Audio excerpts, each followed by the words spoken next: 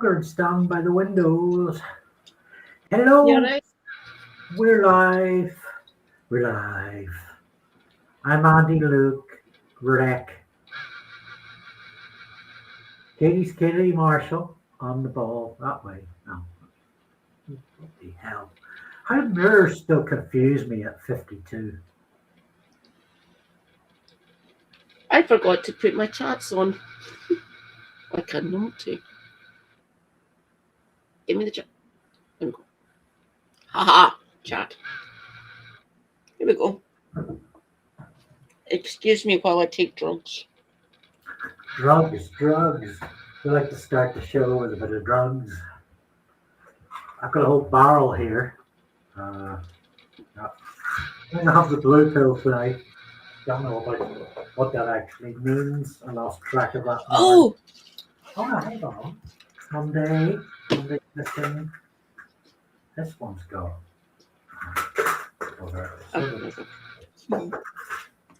In my chat now.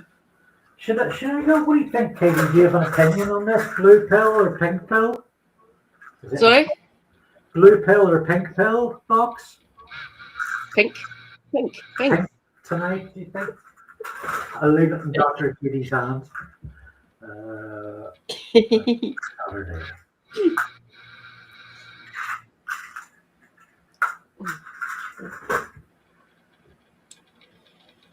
There we go.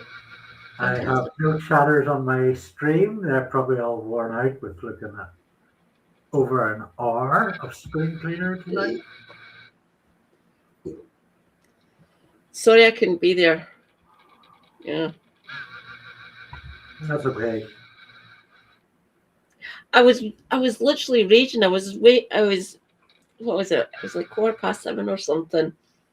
I just had like a coffee and some cheese and oatcakes and stuff. No, cheese and crackers actually. And I was getting this all sorted and I was doing research around. Sock now. Hello, Sock now. Welcome in. Welcome. Welcome. Got your meds, Sock now? Puerto Rican comrade.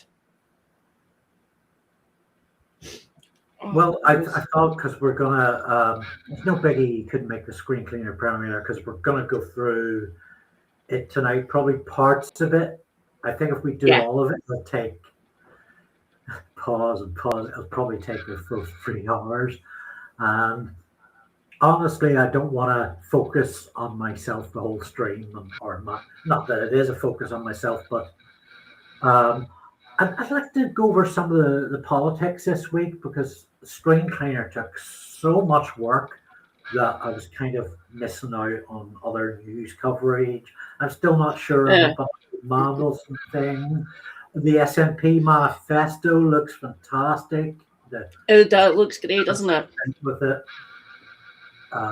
So yeah. To add an addendum there, I'm a Scottish Green Party member, by the way, everyone. Okay.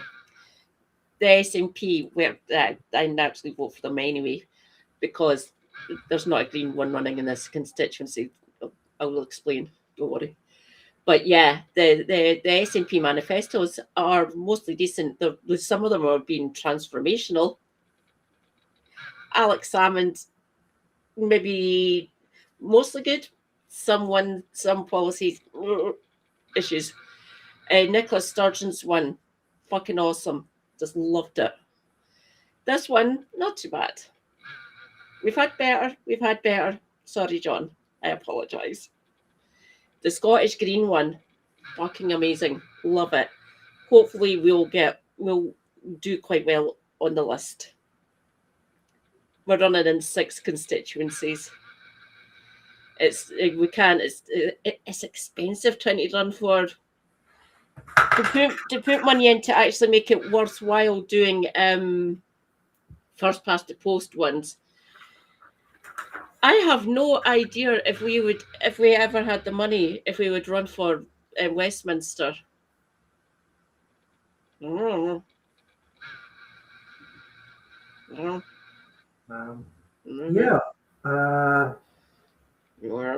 I used a part of a video somebody had made on the SNP manifesto, um, where there's kind of like so Swinny's went all in with like 50 points, and there's a bit where they scroll up the screen. So just the elevator pitch for each point, like 5 words. So it might be worth sharing that at some point. Maybe just the sort of the 1 minute of that. Just pause it and go through. If we can find anything on the Greens manifesto. But Sonia and whoever else is listening to us at the moment, this is going. So we're going to look at Screencleaner production, the Scotland special. We're going to look at Scottish by-election news, but this is kind of like a take it easy night for us. So please feel free to put suggestions in chat for stuff you'd like us to check out, share, to talk about.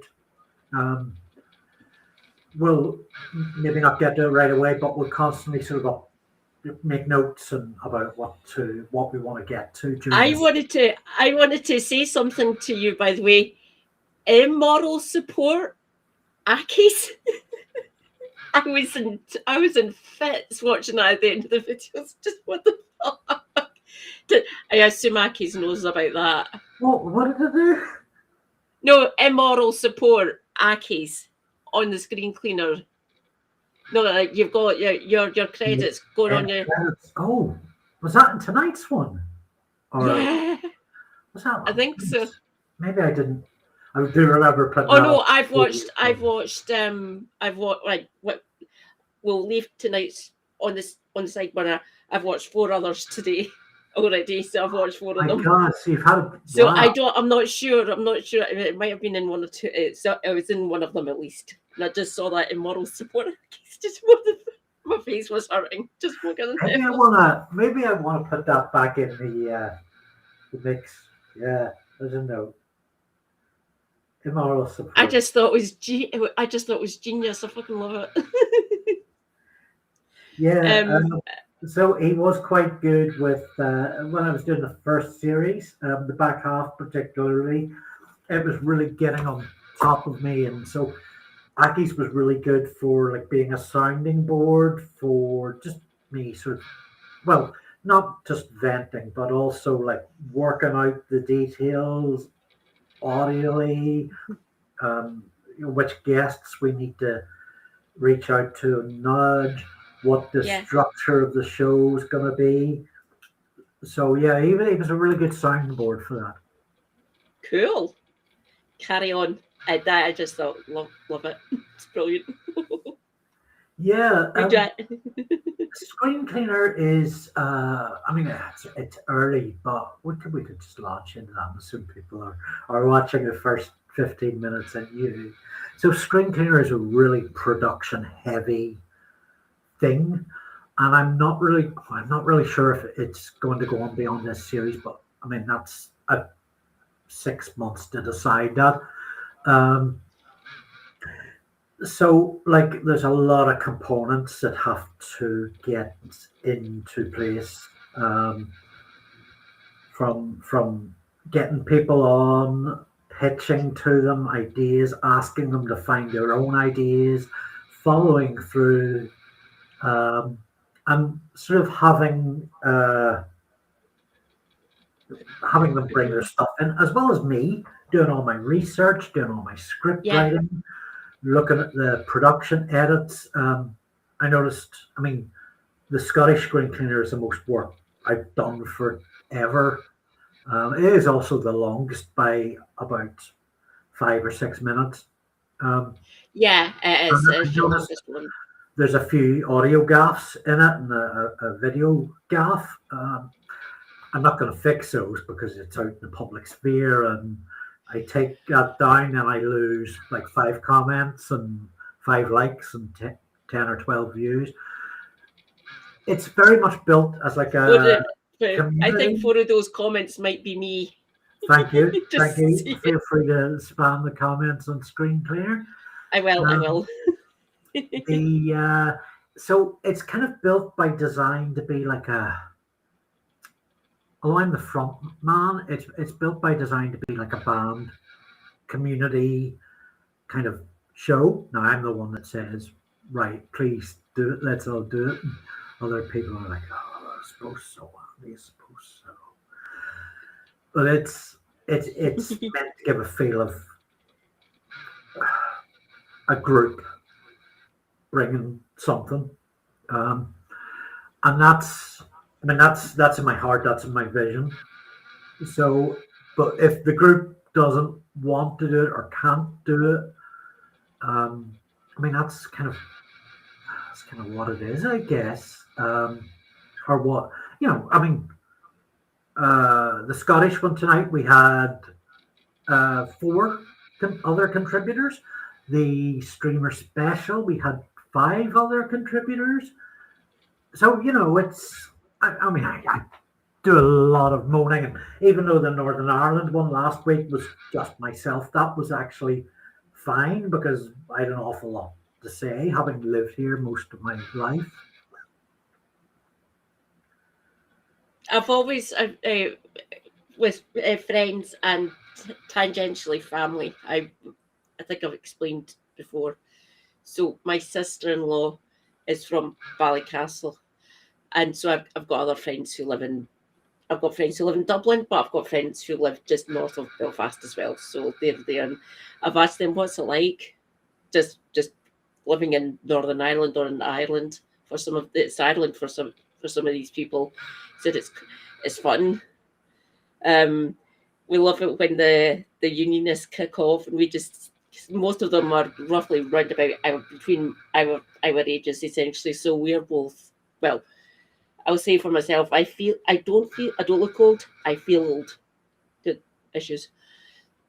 They're all roughly within our age range, so like 40 up. Said, yeah, it's fun. And we just stand on the sidelines and watch the unionists start kicking off and just, why are you doing this? You are all fucking 20 years older than us. Just get a rest. Yeah, not only are they barmy, they're I'm trying not to be ageist, but the typical image of a senile geriatric, the cartoon image, they're not kind of like there's like no, don't get me wrong, there's probably 60-year-olds and maybe closer to 70-year-olds who are not like that, and they're fairly fit and mostly all right in the head, I guess. A lot of like the TUV. It's on one pole, it's old man yells at cloud, "Get those kids off my lawn!" On the other end, it's like the most infantile, puerile. Let's give somebody a wedgie. Let's shove their head down the bogs. It's a very that happens here as well. Yeah. And I see this in Westminster as well. Yeah.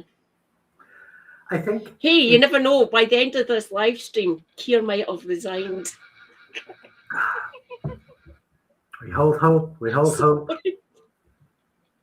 I shouldn't have done that. It's naughty.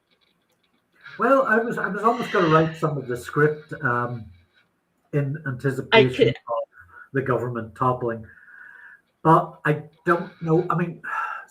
Steer Harmer tends to hang on there, like Chris Pincher. I think he will not want to move. That was a genuine.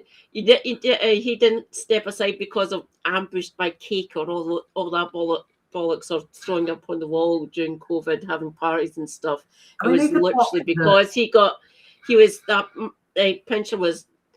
There was every possibility that because Boris had backed him, he was going to. There was possibility that he could have got arrested for doing what he done. Oh. And at that point, the Prime Minister, untenable. And we're well past that fucking stage now. Just well past it. Harmer could go into Parliament with a flamethrower on live TV and just torch the place. And it's that Trump level of arrogance that refuses to step aside when there's clearly criminal acts going down. So I think it's very much the only thing that's going to unseat Starmer is again the same thing that unseated Boris. The fire into your own ranks, masses. It's going to have to be Labour that get rid of them. It's going to have to take the cabinet. It's going to have to take them. Yeah. And be rest assured there is ambition sitting on that front bench. No doubt. In many different guises. I keep on saying that we're more likely it's going to be Wes. Fuck. But I'm keep an eye out on Steve Reid. That's who I'm thinking. Just like Major was the stalking horse when everyone thought it was going to be Heseltine, but no, he came from behind, basically bigging up Heseltine for why. He was clever about it, Major. Who'd have thunk it? Oh. No, that is a nest of fucking vipers. They're going to be backstabbing each other, thinking, it's my turn now. It's my turn. I can take over. I'll fix this. I'll rescue the government's image. Part of the motive for Starmer hanging in is that he sincerely believes that it's him or it's Badenoch or one other of the Boris Sonian Tories that's going to drive things the worst. I mean, they brought the bar down so low that Starmer, grifter, it's in the basement, actually thinks he's the country's best hope. And it's delusion on top of acting, as in an actor playing a part, a theatrical thing. Good evening, Henry. Damn it, who was it? Was it Bottomley? Who's the actor one? Yeah, Bottomley was an actor. Was it Bottomley? He'd be astounded by the acting happening in this cabinet, wouldn't he? He'd be. Well, actually, actually more so Monty Gregory, Lloyd George's spin doctor, who came very much from a theatrical background. But also, I mean, Bottomley, Horatio Bottomley, World War I propagandist, John Bull, newspaper icon, he went the other way. When his fraud got discovered, really gross fraud, selling war bonds for profit, en masse, utter betrayal of First World War soldiers and citizens.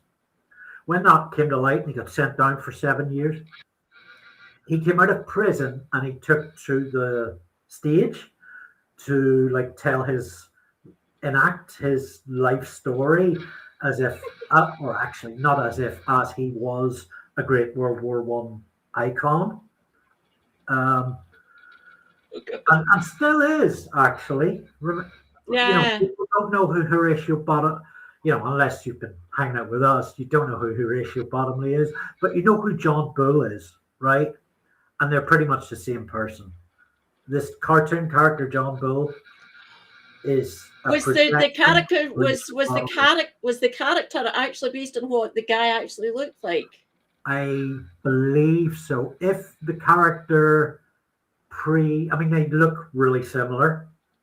Yeah.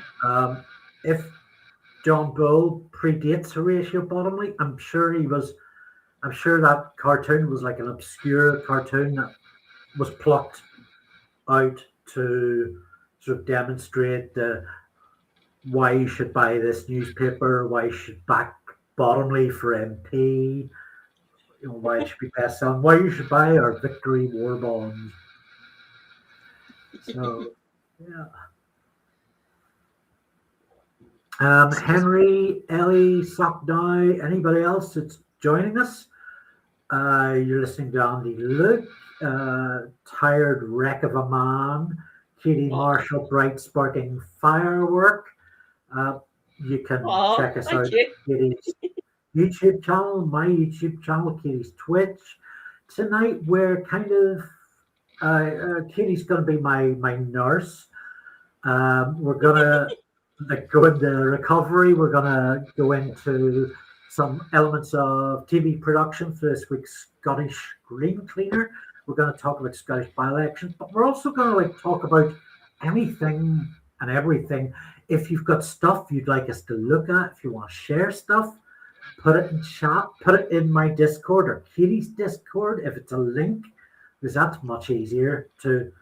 I don't know about Katie, but from where we are in Restream, if you post a chat and link, I mean, I can see them all, I can't reply to them all, but if I try to click on a link, it will just, it won't be active. So, so stick them in our Discords, would be really, really helpful. Or just even, as long as we know where to find them as well, we can use Google, maybe. We're lefties, so I mean, we're learning Google.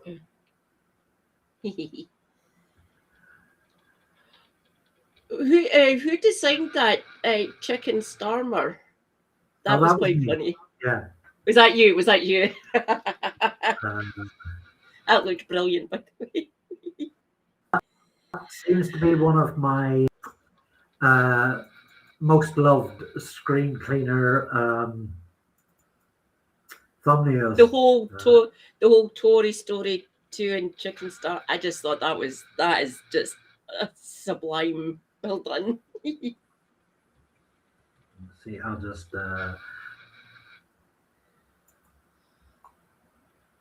for anybody that's not seen that,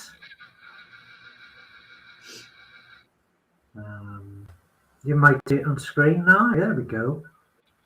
Ah, there it's there.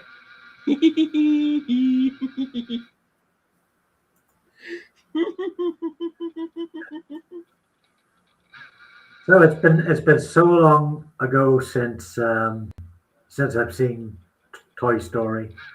I've been thinking. I mean, the graphic design isn't my design's okay, but graphic enactment isn't my strong point. But I was thinking this would be quite nice on a hoodie.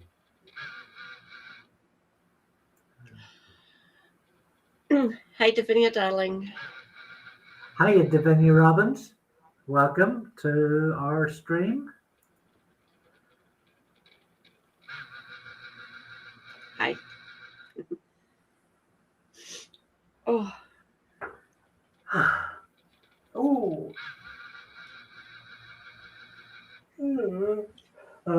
I was saying to Katie in the green room, which is empty of M&Ms and hummus and tortillas tonight, that I just put together between the times Screencleaner's premiere ended at 8:30, and by the time we met 10 to 10, I put together another video for tomorrow morning.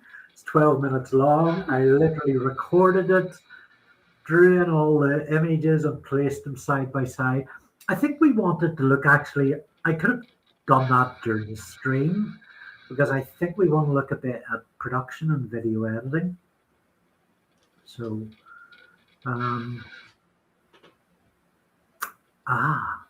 yes, I was going, Davinia says, I'm currently in No Justice chat.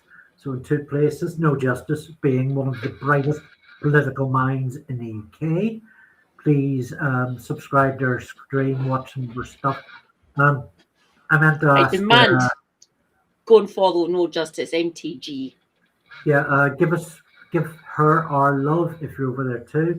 I'm really interested in. I want to know what she's streaming about tonight. Did you say, what were you saying, Katie?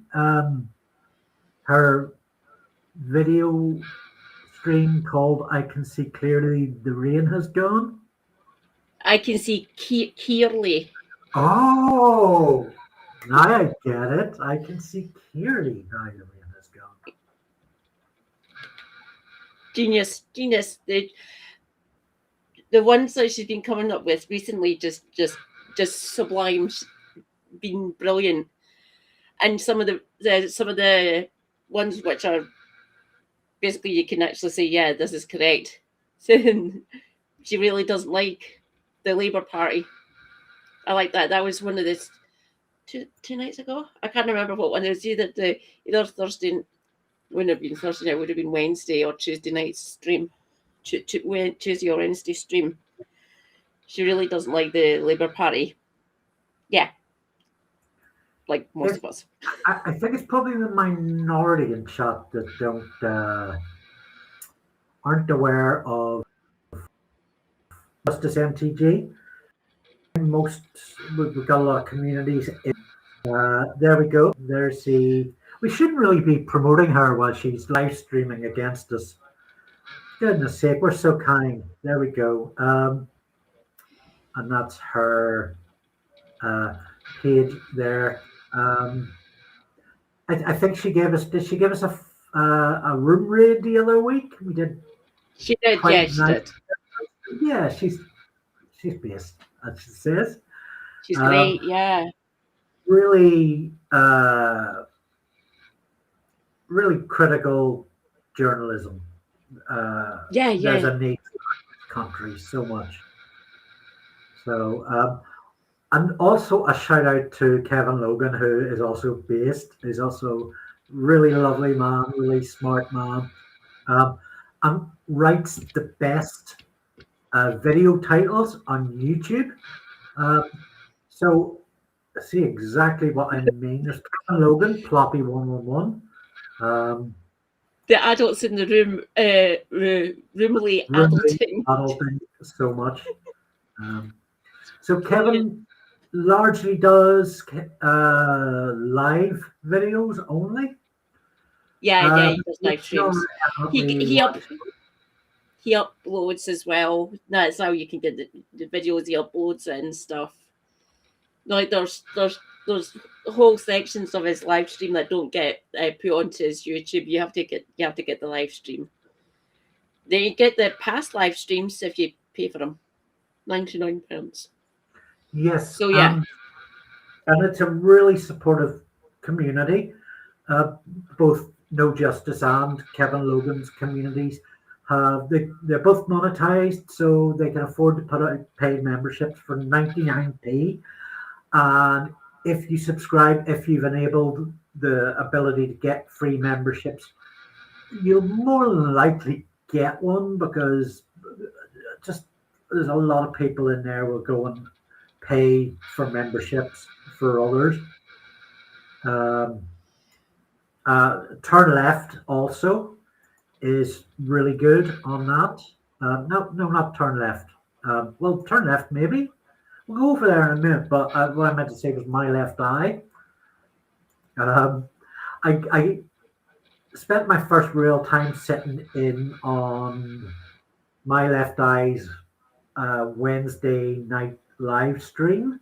So they call it the Brews, BREWS at 10 / the Brews at 10. Yeah. PMQ's Keith's catchphrases.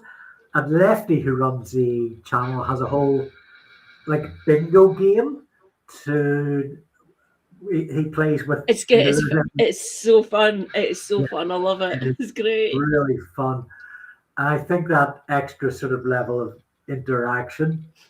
I've just realised something there. All three of these fantastic individuals, all roughly within 2 or 3 hours drive of each other, roughly.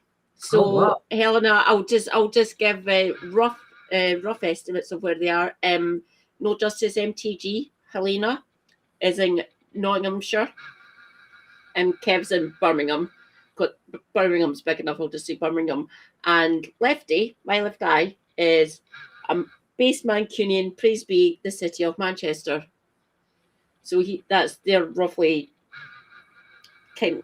So Birmingham to Manchester is probably, depending on the roads, 3 hours, and it's like an hour and a half between Kevin and Helena. It's really weird. So they're kind of close to each other. An awful lot of edited stuff, a lot of citizen journalism. Really yeah. He attends protests and stuff.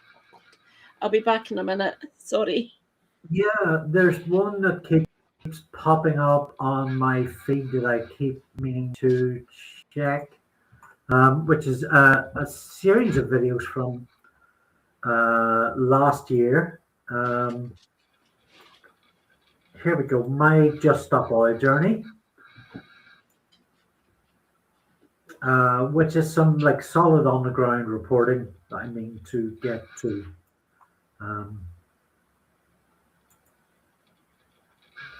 Kitty Marshall, you can obviously find on 4340, Kitty Marshall 4340 on YouTube, also on Twitch. Shout out to the two Davies, David McGuinness, David Milligan. They really only do live sessions each Monday and Thursday afternoon, UK time. And Davy McGuinness's weekdays newspaper review, which can be a little hit and miss, and I'm measuring that against somebody who's done proper media degree content analysis stuff, but with the important point that it's good that he's doing it. He is one of a few people doing it, because our generation kind of regard newspapers as sort of a bygone thing, not a future thing. So it's we still need to keep a look on that, because it's, there's an agenda there. There's newspaper sales may be terrible, but if you go down to your corner shop, or whatever the new capitalist corner shop is, probably a garage where I live, you've got a newspaper rack, and that is essentially free advertising. That is propaganda that's being sort of beamed out. We can walk past and chortle, or on a good news day, I like to sort of stand and look at it, but otherwise I just sort of give it no mind. But I think the newspapers really speak to what the most vocal of the minority problem folk say, and people that are trying to educate themselves too, or have a veneer of education. Just because I made a gaffe there, and said turn left instead of my left eye. Here's turn left. A channel that I watch at least once a week. I don't know an awful lot about Curtis Daly, one of their presenters. There is a team of presenters. I don't know what sort of size of operation they are. He's spoken to me about a few mods they have on the channel. I think there's also a Discord community. They're entirely worth checking out. And of course, Kevin Logan is a semi-regular co-host on there too, about once a week, I think. So yeah. I'm also quite enjoying Novara Media. They're doing some good stuff. Owen Jones, Politics Joe. Started watching the National podcast. Fun, yeah. Private Eye podcast. Yeah.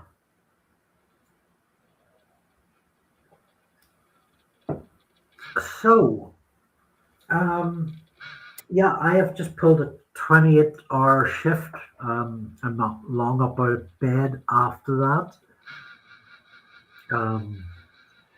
Producing the Scottish Screencleaner, which, despite a few technical gaffes, seems to be something I'm really quite happy with. I say we got, after a bit of nudging, we got some fantastic contributions. Bryce Goodall and Lewis Goodall talking about behind the scenes on debate night, the Scottish Question Time. David McGuinness on the National, Scottish pro-independence newspaper. And our Katie,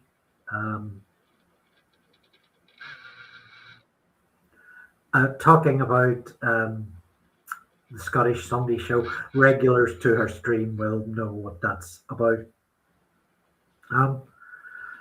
So yeah, I'm going to wait till Katie comes back before making any decisions about what we're going to cover now. But if you've got some, please put them in chat, and we'll get right on them. I kind of want to be out of the driver's seat for tonight, but I'll absolutely do some backseat driving once I know where we're going. Katie, welcome back. I'm sure he'd done that to me deliberately.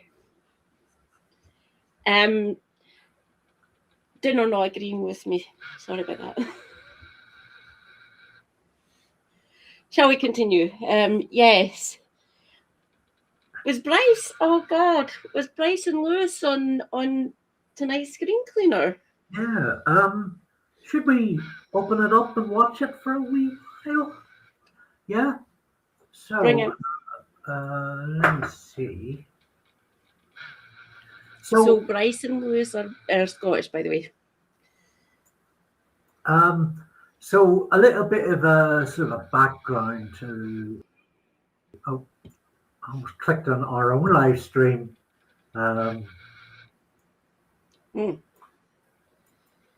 You'll get the reverb, not me. Give me just a moment. Lefties and technical stuff. I mean, they will lock us out of the conversation, right? So, oh no, if I do that, I can't do it.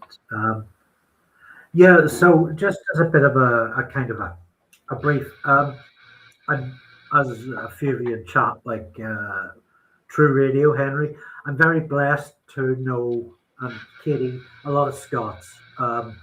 This has just been the last few years. Working with David McGuinness' server on Discord and Katie's now, and going over in January for a week with my friend Aki's to stay. I'm being driven everywhere in Scotland, so I've been really fortunate, and I wanted to do a Northern Irish Screencleaner, which I did last week. It just seemed natural to make use of all my Scottish resources and do a Scottish one. I haven't any great plan for a Northern Irish, Scottish, English, because I'm doing English. I'm doing the by-elections as a sort of an ongoing thing for just so it's 6 episodes. We're 3 in. Gonna see parts of the third tonight. So I'd like to do Wales, but my knowledge is a bit crap. Specs being farmer might help me out. Anybody Welsh who's watching this, please do get in touch. Give me a comment on my YouTube profile. There's an email address. I can be found on Discord, Blue Sky, Facebook quite easily. So yeah, this is a Scots edition. And how do I share? And we're not going to share the whole thing because it is an hour long, but we'll try and pick out the best parts. Please tell me you didn't get cold doing that bit. Okay, so this is my introduction. I didn't get cold, but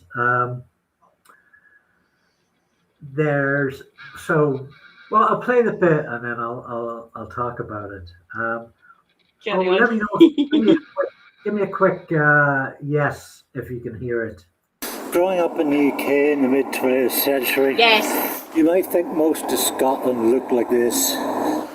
Drug abuse, bad dental hygiene, and I think I've pissed myself. Deep inside, I knew it wasn't true. I practically learned to read through my grandparents getting in the Sunday Post. With Dudley Watkins, the Bruins, and Woolley, beyond the rhyming, these were poetry in comics form. Scots comics publishers are to thank for sparking a lifelong love of that media too, as well as producing the world's most cutting-edge creatives. God almighty. Scotland also gave us our creative properties. In this age of advanced communication, the government of England wants to insist Scotland isn't ahead of the rest of the UK in free education, broad education, free nurseries, healthcare, high-level equality, affordable housing, lower rates. Kind of amusing this, the angle I've got it at. It looks like I have my hand on a mouse. It does. I thought that. But actually, I didn't catch cold filming this, but I think it might be this shot actually where my hand is. I had it placed on the nettle, and I didn't realize that I got up. That was stinging. Oh. And then as soon as I had finished filming this little introductory bit, the rain started. I took a seat under cover, and the rain just started plummeting down. God. So there was going to be no reshoots. There was going to be no extra dialogue. So Before you, Sure, the accent is incomprehensible. I was Say going again? to say, I was going to say, if it was a stinging nettle within 15 feet, and this has been mapped before by other people other than myself, I've also done it. Within 15 feet of a stinging nettle, there's always a dock leaf, which is the antidote. well, there's going to be a leaf for me in the rain. My immoral support, Aki's, from one of our many travel videos. Praise be Yankees. Hi. Praise be Aki. You look like someone that has woken up from a heavy night out. Yeah, actually, I did put a bit of work into this sort of stereotypical Scots image. I had a glass of water that I just threw in my hair and wanted to make sure that my chin and beard was all wet. But I'm of the age now that when I wake up from sleep, I'm drooling and I've slobbered on myself. So I want to try and recapture that in its glory. And you also see in a shot in a minute the empty bottle of Copperberg, alcohol-free, that I forgot to put in these initial shots, but luckily got in. Healthcare, high-level equality. The country's natural beauty spots and rich historical monuments. This show's all about fucking Scotland. Over the course of the next hour, we're going to look at how Scotland is depicted by the BBC externally, as well as how it punches its way out of that Westminster-led narrative. Welcome to Screencleaner.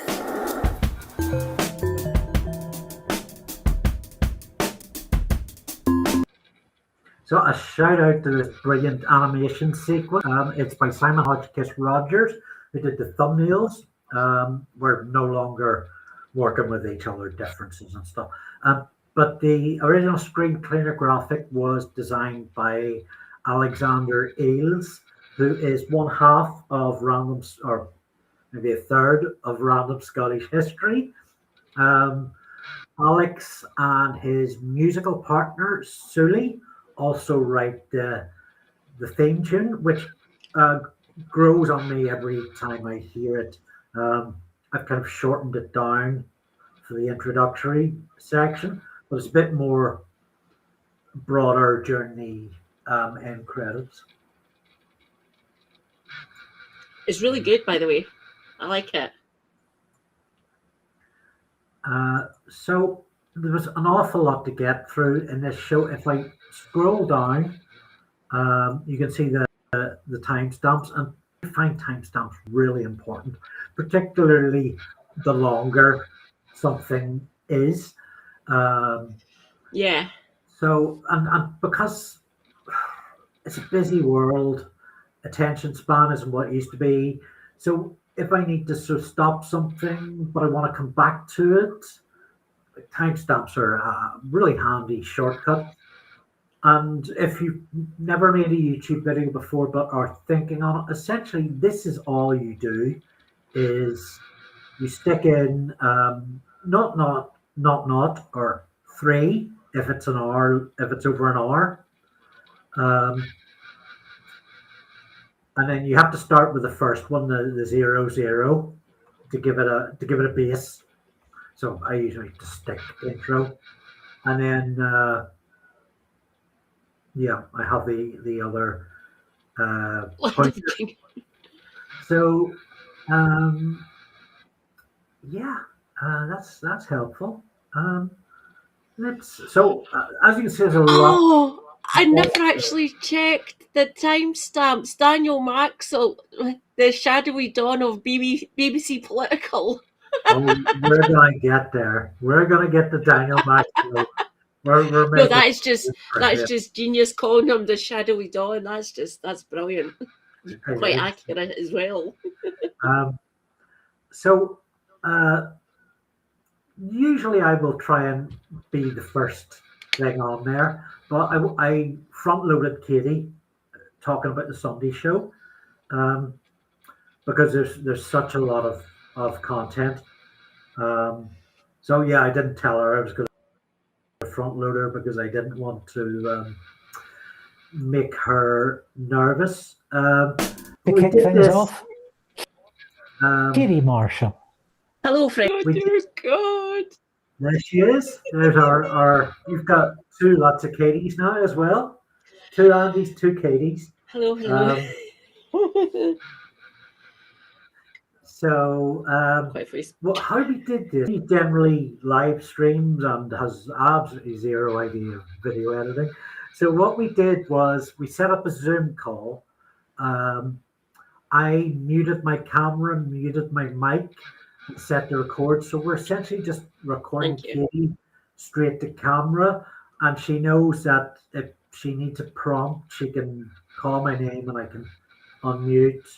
Because when I do most of my recordings over Zoom because one of my patrons in Lawther, thank you, has gifted me a Zoom Pro membership, and it helps just to keep video recordings consistent. I mean, you can do them on your home computer with your basic camera software, or even on your mobile. You can get really good quality. But we set the Zoom to speaker view, and I had muted so that if I had unmuted, it might flash up me. So we didn't want that. And Katie, how did you prepare for this piece? I'd watched them like 2 or 3 beforehand, like just the standard ones before the election coverage ones that they've started. Well, that was the first one there on Sunday for the topic special for Holyrood election. But I went and watched the last sort of months, so the last 4 Sundays before Sunday there. So, and I watched see the different themes. Like the one a couple of weeks ago, they had Douglas Alexander on, and they do not push back on him at all. They really should. That's why I'm kind of peeved at Gary.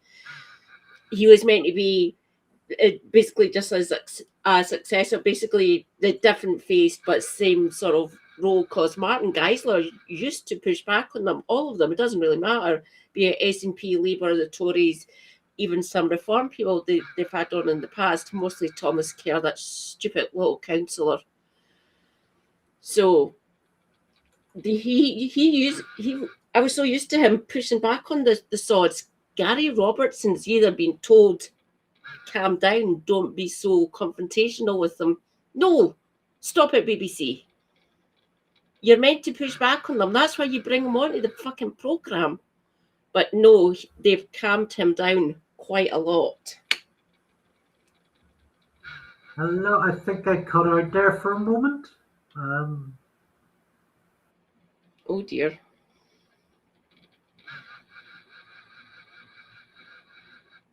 Oh no.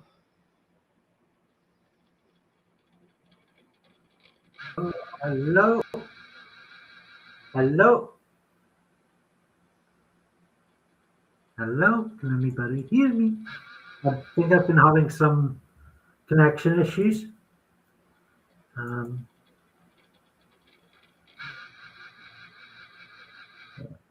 Okay. I'm going to assume I'm back online now and just play something. Friends, it is I, your mad Scottish lass, back to talk about the Sunday show, look at the host, Gary Robertson, the structure of the programme, and what trends we see in Scottish political programming.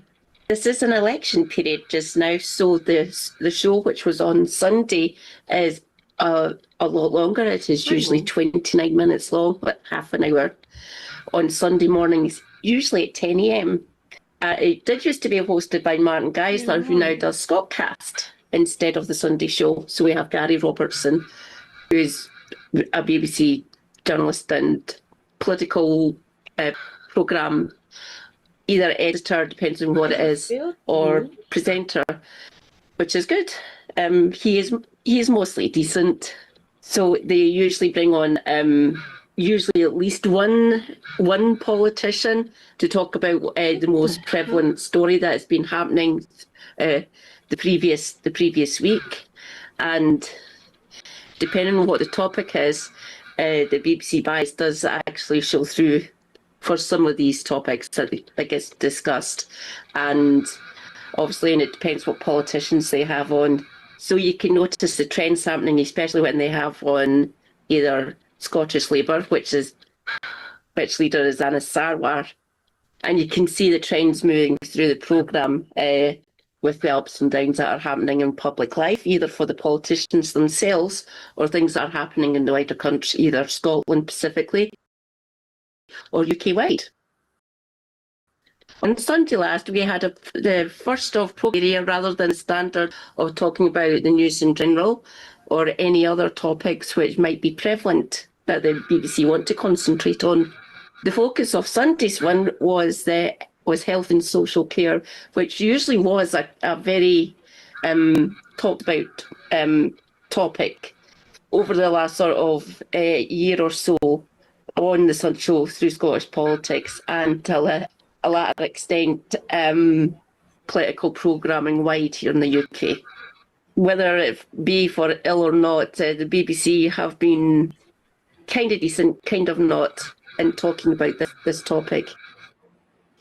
Other areas which also talked about is like the NHS specifically up here, because apparently the SNP have fluffed it. Citation needed on that one.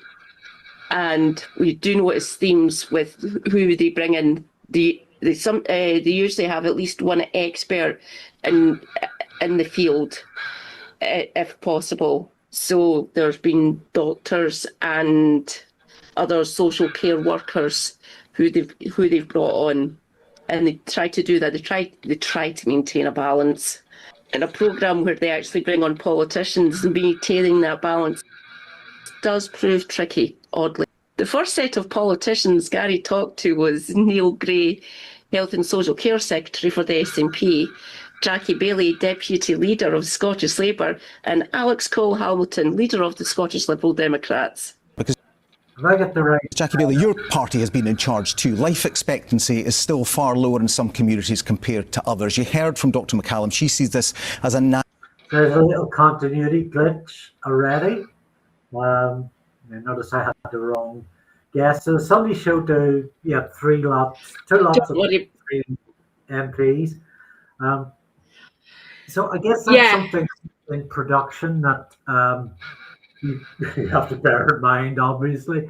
And I'm desperately trying. Right. For those who do not know, we'll go from the so Gary host. That's Neil Gray for the SNP. That's Jackie in the middle. Hello, Jackie. Hopefully soon. Goodbye, Jackie. That's Alex Cole-Hamilton. But yeah, the other one you brought up, I'm desperately trying to remember who the other one was. So yeah, I don't like the way they fucking done that. This one here, I don't like Jackie. Don't get me wrong, but getting sandwiched between two men, I've got issues. just saying.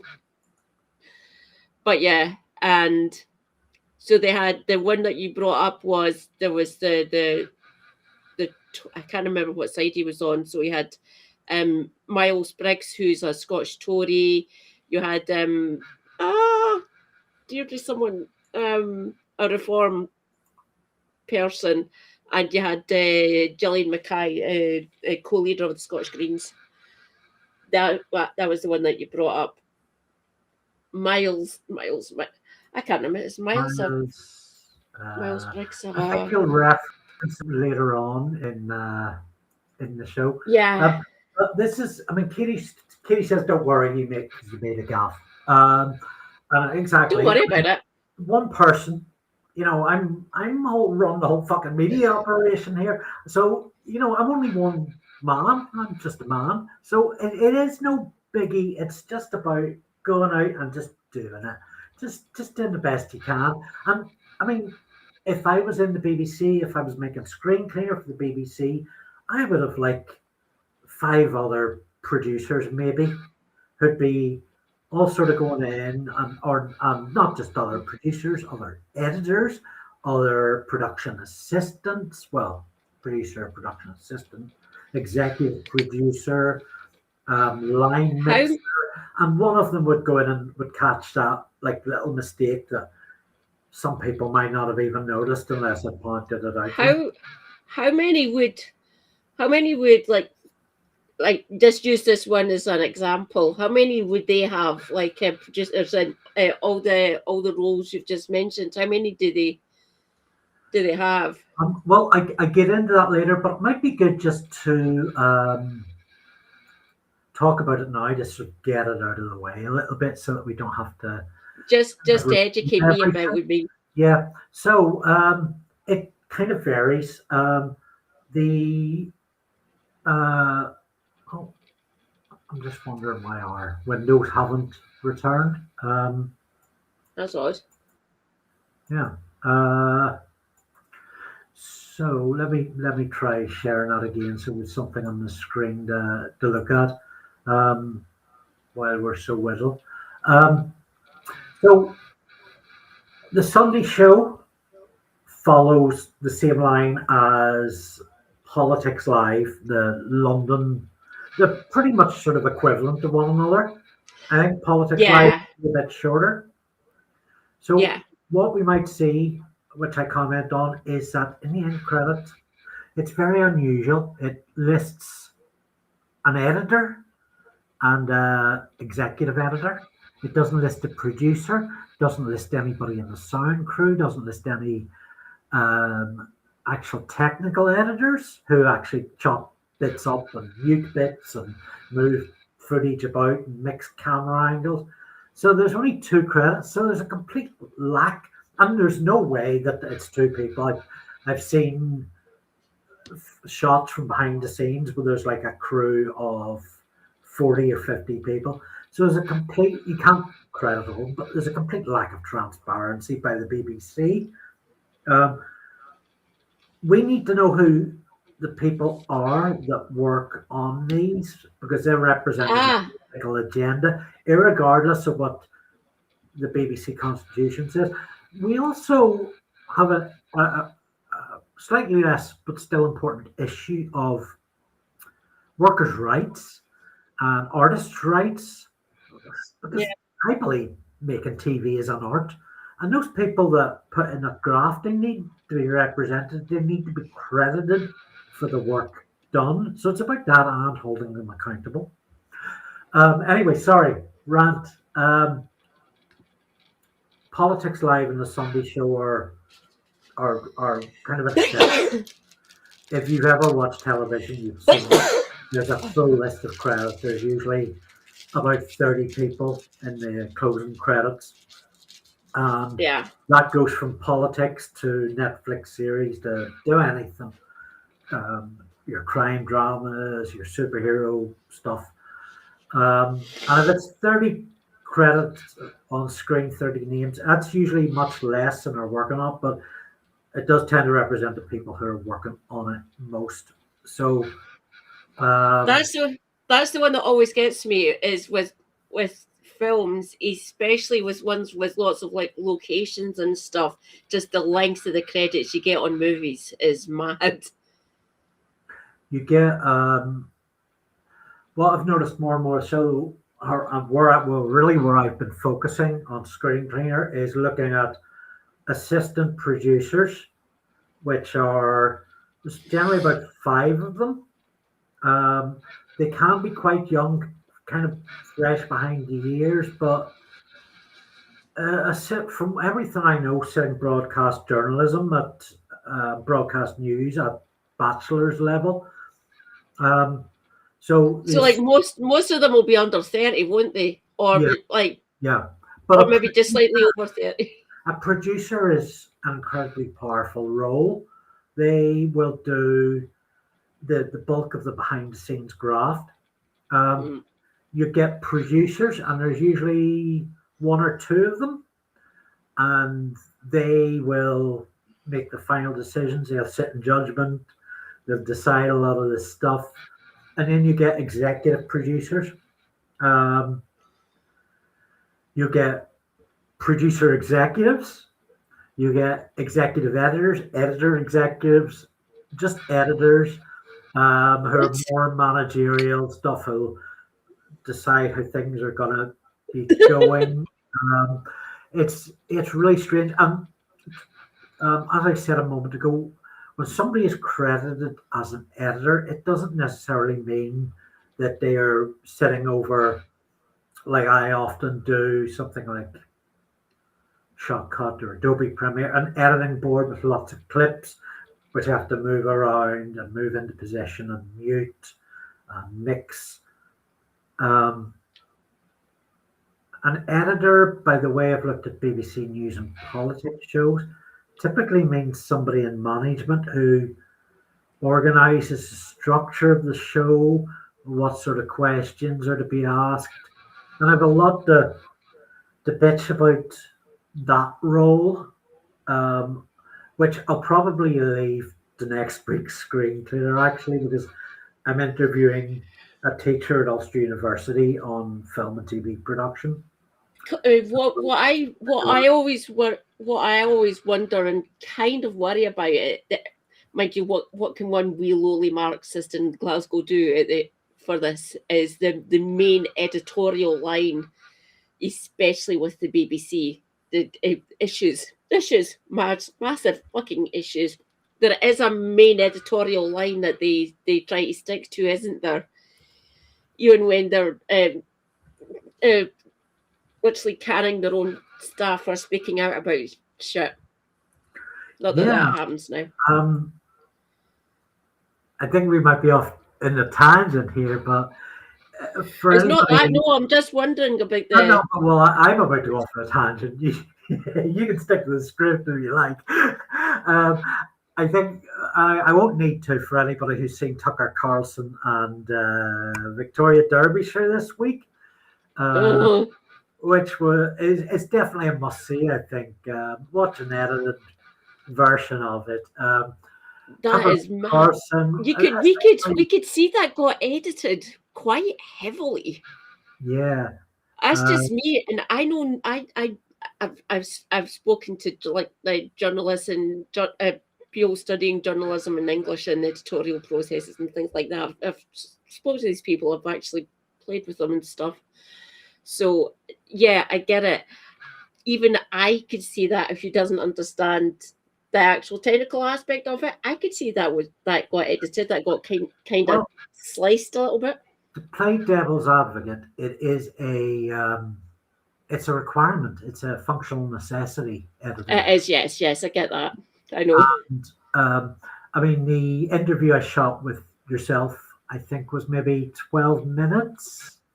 Mm-hmm. And I've edited down to 8 or 9. With Bryce, it was 16 minutes, and I had edited down to 9 as well. Orchestra rights, I already voted on my postal vote. Good on you. So editing is a functional necessity, but there's also, as you are really, really pushing, editing for political agenda. And I think, yeah, that's always going to be important. The interview with Tucker Carlson, right-wing American loudmouth, Sorry, Shanna. brings the BBC to account for their attempt to slur him as anti-Semitism, as they often do with their slurs by framing, presenting a hypothetical. So some people might say that you're an anti-Semite, which is code for I'm saying that you're an anti-Semite. Are you? Semiology, the art of sign reading and the content analysis, are a really interesting science for breaking down how the media like to skew things. Thing is, Victoria Director forgot, and her producers who pushed her to ask these questions, they forgot that Tucker Carlson's been doing this a lot longer than they have, and a lot more mercilessly. So he knows all the tricks, and he was able to just pull them up on that. And it's kind of fun. We might watch that an edited down version of that later if people haven't seen it. What Kevin and Helena are about to read it. Oh my goodness, wow. I'm going to hit play. I need to go to the toilet, Katie. So I'll mute my mic. I will take over. Yeah. National disgrace. Asked Jackie, shouldn't you be apologising to the Scottish people? I quite like this question, and a lot of politicians try to answer it, but Jackie, oddly enough, shies away from it because she's probably been given her talking points, which is what usually happens. 800,000 people on waiting lists, many of them in pain, and I know... The number that Jackie Bailey used in regard to the waiting lists, incorrect. Not incorrect, disingenuous use of that number. I would have hoped that the BBC would have pushed back against this. It is rather easy to debunk the way that she framed it. Because at one point in my life, I was on 5 separate waiting lists for things, and they were treating me as 5 different people for the sake of that number, which is wrong. They do it differently down in England. The way we collate our data up here in Scotland is there's the list for each thing that a patient can get sent to. So, no. Naughty Jackie, do not do that. And she's not the only one, oddly enough. We can see these trends happening through different topics, especially where things that are not a devolved matter, especially with Labour now in government. They've been bringing it more now, especially in the lead up to this election happening. Jackie saying that care workers deserve £15 an hour, also knowing full well that the national living wage is a reserved matter in regard. So anyone that is employed by the Scottish Executive, so the Scottish Government, they get that's the living wage foundation wage, but the national, it's the minimum wage. Unless you're Anna Sarwar and you want to pay the basic wage. Welcome to all our readers. I've been told you should probably refresh so views count. Who is yes, please refresh, comrades on YouTube. Oh, not YouTube, yeah, please refresh on Twitch. Kevin or Helena, or Kevin and Helena. I'm very excited. If you know us from those communities. Thank you so much. You're totally welcome. I'm Andy Luke, Screencleaner magazine show, Creative Wreck. You're with Mad Scottish Marxist Glass, our darling Kitty Marshall, Stanley Salute, Army Peeps. Sorry, I've read some Discworld Army books. Everything's just piling on top of me. Katie, tell them what we're doing tonight. We're covering you might see the here and also there, and it looks really weird to me because I watch myself when I'm editing myself for Twitch and for YouTube, and it looks odd even to me just sitting in front of my laptop, but seeing and watching other people comment on this in the chat with me seeing it happen is just something over there. I can see. Katie And it's Marshall on weird. Infinite Earth. It's Kateception at this point. It's just. I was editing in the morning. I'm going to do like a bunch of clips. Just clip myself from my channel and post it to my Twitch, so people have clips to watch, to look at if they need a shot, a quick dose of Mad Scottish Woman or Mad Scottish Lass, if you wish. And it's weird. Doppelgang. I'm never going to get used to. Doppelgang Andree. Anybody? Any love? Wordplay punnery? Mixing up things. Right. So we're going back and we're watching sort of highlights of Didn't worry about that one. Scotland. And commenting on a bit of production stuff. I will say something with someone that is quite bad for his frame there. Said, no. See, that's how my face reacts to Jackie in real life. That is my face when I see this woman. Hopefully, I will not need to make that face in the future. Jackie seems like a melter. Oh. That's a reserve Mar. That would need to be Rachel Reeves down in the Treasury. That would increase that. So, no. Again, they could have pushed back on that Jackie Bailey. It would be good of them to do that. It either escapes the BBC's look, or they're doing it in pursuit of other means, if you get my drift. Depending on who they bring on to the Sunday show, you can notice very definite trends moving through Scottish politics and political programming, especially north of the border. Alex Cole-Hamilton, there's something very odd about him, isn't there? Yes. I do not like the man. I've taken a grave dislike to the man. I treat him like any other Lib Dem. They're partying for what? Right, he wasn't, and he's purely just worked up here in Scotland. He got voted into Holyrood. He didn't work down in Westminster level. He worked. Oh. Yeah, he's only been an MSP. That's how he entered politics. He was only up here. He's English. He was born and brought up in England and stuff, but he moved up here for a job for he's essentially a social and youth worker before he became a politician.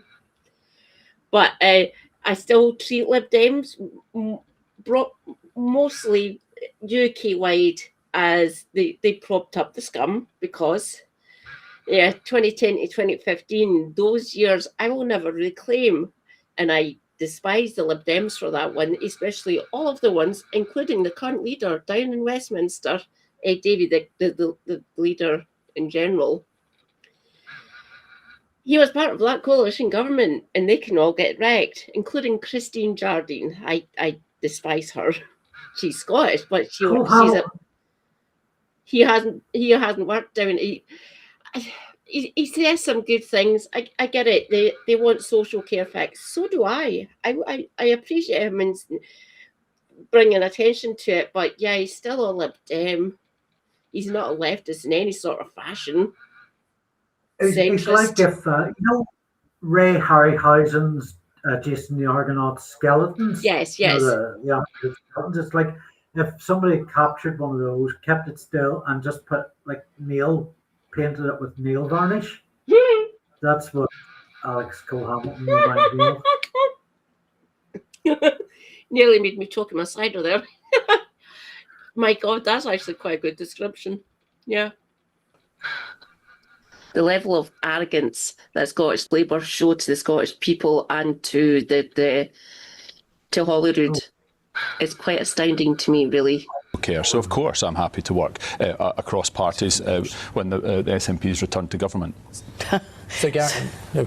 You seem sceptical, Jackie Bailey. Well, I am. That little scoff. Oh, really? So luckily, when we were preparing to shoot Katie's segment, she sent me over. I asked if there were timestamps, particular bits she'd like me to include. She sent me over a list of timestamps, which I only looked at after we did the recording, and I was able to pinpoint from what she's saying in this video what she wanted me to include. So cut those up. I have a track with Katie's video on one level and the Sunday show video on the other level, and I was able to go in and find those. Constantly taking the Sunday show and sticking at 00. Katie might say 17. Find the clip at 17. Lay it down again. Find a clip at 24. There's a tool called Get iPlayer where you can quite easily download iPlayer stuff, videos. It's a wonder they haven't clamped down on it. But it's incredibly useful because otherwise you are having to make do with screen recording software, which is even the best of it, in my opinion. Filmore's Wondershare screen recorder is a bit messy. Requires a lot of resizing even. Yeah. Anyway. Check yourself, Jackie. It's rather disgusting seeing you be like this. There were sections on Sunday's programme where they talk to social kids. So there was one based in Drumchapel, and Gary went to talk to a GP in her practice, and she explained what it was like out here, trying to reduce the lists and help patients and things like that. And they went to Drumchapel, which is one of the most deprived areas in Glasgow, here in Glasgow, and showing what it's like if this. Sorry. Are you still? Oh yeah, I'm looking at two Katies. Oh God, I remember that.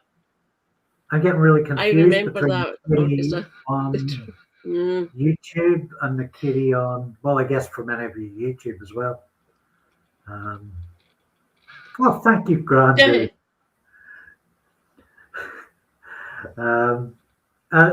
Sorry, did you want to interject there, Katie, or I just go back to playing? It's not that. I was just reading what Orchestran put in my Twitch chat. I remember that, my dear. Yeah, he can go through one. Righteous. Yeah, they always get it wrong. Yeah. There's a blast from the past. Neil Hamilton.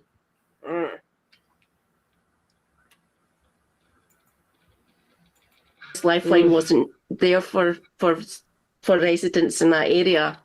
They'd be stuck in their homes, either just watching the telly with hardly any visitors. So being able to go out and help with see people socialise is a great thing.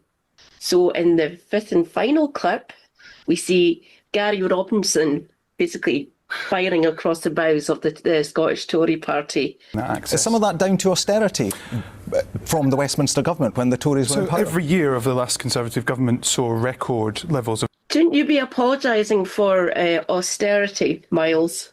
Because this is made social care a lot more difficult because of the austerity that your party down in Westminster pursued.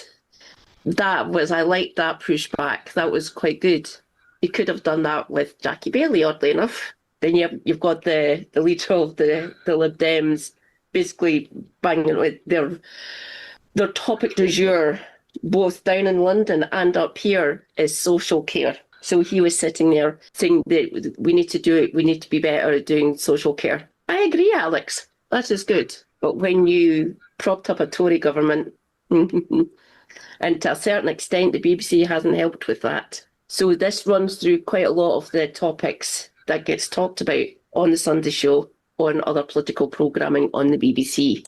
So maybe we need to change that.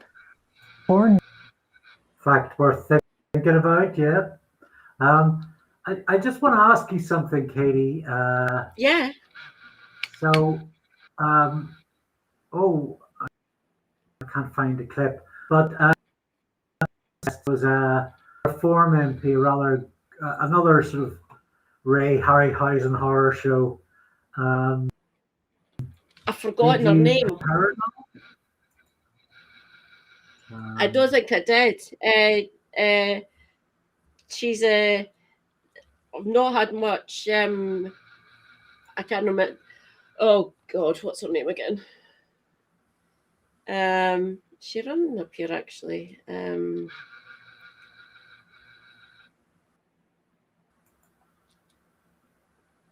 I keep missing House. the pause point. I don't even need to see her. She's not that interesting, really.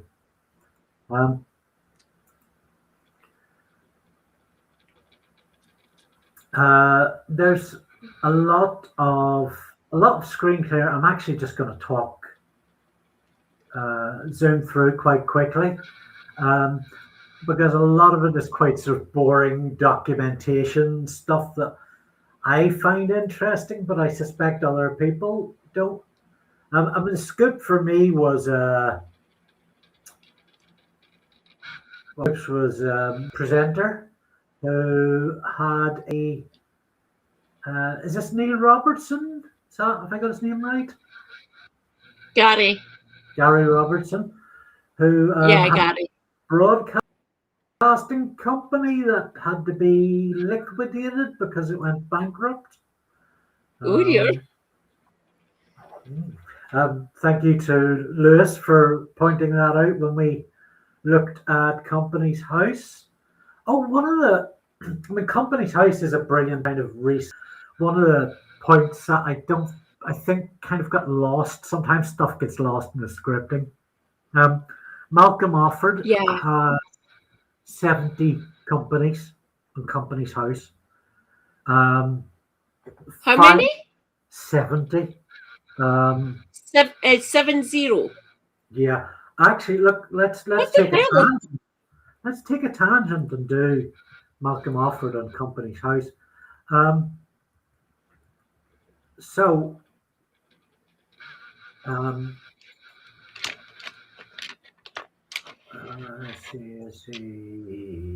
Oh, well, let's stop the stream, see if this picks us up a bit. Now, there's like a huge delay happening between sharing the screen and unsharing the screen. So I don't know what's going on. But Malcolm offered of Garvell. So what you often find on Company's House is that people create duplicate entries.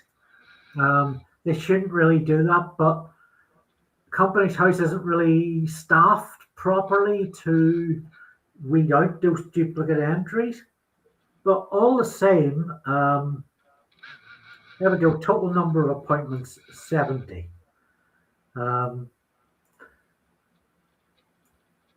So all the same, even with those duplicates, there's probably certainly over 40 companies. Badenoch Investment. Right, hang on. Go back up. Leave the page right there. Just where the Badenoch up a bit. The Badenoch Investments. There you go. Leave it there. 10 Charlotte Square, Edinburgh is essentially like, you can think of it as like a sort of mini Whitehall, essentially, because a lot of companies who want to operate here in Scotland and have like sort of office or branch system set up here, even if it's that minimal, that is a legal correspondence. If you know of anything involving this company, that is their legal correspondence. So anything that you want, any sort of legal thing that you need to get redressed upon with this Badenoch Investments, you send it to that address. That is a legal address. You have to go through certain things. You're a member of good standing in the community, the business community, or whatever. So yeah.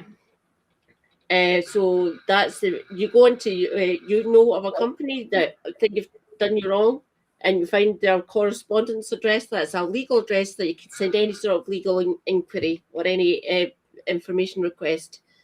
You send it to that address. Charlotte Square in Edinburgh is incredibly posh. It's mostly companies and headquarters of people. There's a couple of consulates in Charlotte Square as well, oddly enough. Yeah. The houses are gorgeous. Yeah. Oh, yeah. Look at it. Oh. Come on, little crossman. Oh, the Albert Memorial.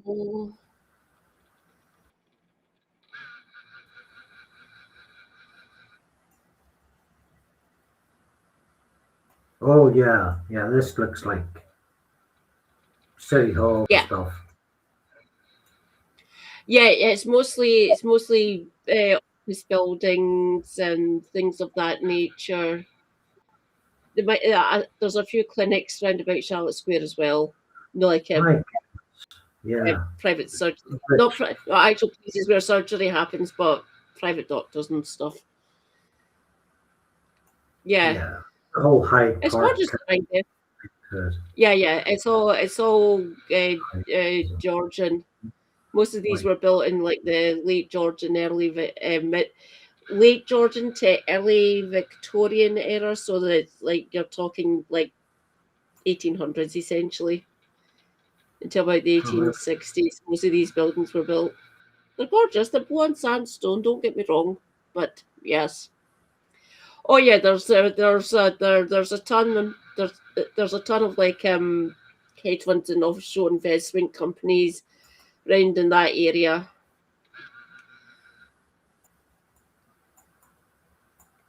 And yes, that is at the top of a hill. Edinburgh's a series of hills, just like Glasgow is. So there's another Badenoch. Who we got? Badenoch Investments, Partners, Advisors. Charlotte Square. Wow. Tigerbrook? Tigerbrook Property Company. Oh, that's in London. Oh, yeah. So, I'm really annoyed I missed this because I wanted to make this joke that it's strange that the company's based at Gypsy Lane and it gets gypsies. That must really sting when he goes into work there. I'm noticing a good few the Silver Liquor Company. Yeah, he's got quite a few sort of alcohol, whiskey company links. Blue Exiles. What the? Blue X? What the? Oh, it must be something to do with the migrants. Yeah, so. What the hell? Entrepreneur Scotland Limited. So you can see there, like, that's the first of the multiple entries for the same company because they're just not filing stuff there. Capital Partnership firm, her firm he's resigned from in Paternoster Square. No Borders campaign sounds a bit racist. There's more in Gypsy Lane. So yeah, Charterhouse Capital Partners, Soil Hedge Fund, Financier. Well, he was investment. God, what did he work in? I'm trying to remember what the worked in.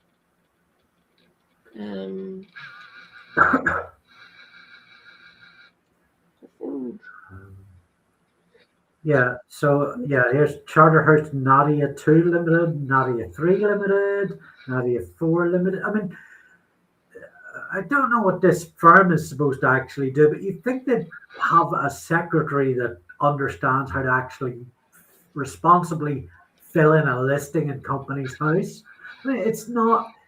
He told me the fucking degree to actually do that. It's not complicated.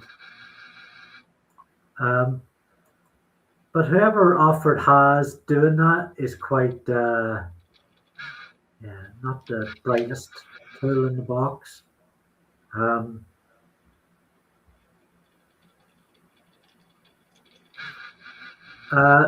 One of our correspondents, Bryce Goodall, got quite angry this week about what's going on here. DA 200 Limited, 300 Limited, 400 Limited. Bryce got quite angry this week with one of the Scottish Greens who put up a post from Ladbrokes announcing how well she was doing in the bookies ratings. He felt it was inappropriate that she should use a bookies company to advertise. Okay, fair point. And it occurred to me going through this, it's also not the best way to challenge reform, because if we see here, I think Coral Group is a bookies company, right? Yeah, Coral Group's bookies, yeah. We'll also see the Coral Eurobet Limited, Coral Limited, Coral Eurobet Holdings Limited, Coral Eurobet 3 Limited, Eurobet 2 Limited, Eurobet 4 Limited. Omaha, we don't. This is basically just the public access part of Companies House. We would need to actually either ask if it's still active. Well, if it's active, he's resigned. But with the ones that have dissolved, and it says that he resigned, maybe him resigning was the reason for for it getting dissolved, or it dissolved, and at that point it basically just comes up as resigned if the company ends. It's to actually get the truth on that, you'd actually physically have to ask the person involved. And if you manage to get a correct answer out of any of the people out of all these companies that have either been dissolved or ended due to criminality and other sort of shady reasons, yeah, you'll be doing better than most of the mainstream media.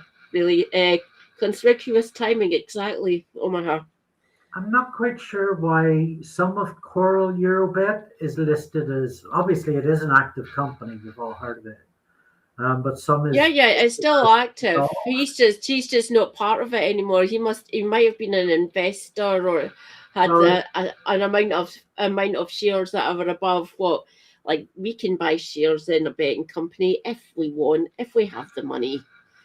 But to actually be logged in on Companies House that you're part of, that you've either resigned for it, you were a major shareholder, which means you had voting rights in that company. And the fact that he resigned from them, he maybe cleaning up his image to go for a political career. But during all these ones, he was a donor to the Tories. So got out, put money in, made some more, double to whatever, and so right, I'm done now. I've managed to rinse the British people or a wider audience of people. I'm moving now. See you later.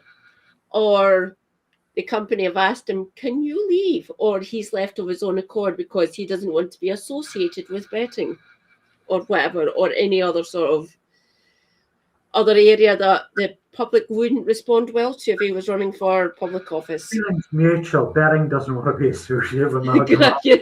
They misspelled gravel. That works at levels, doesn't it?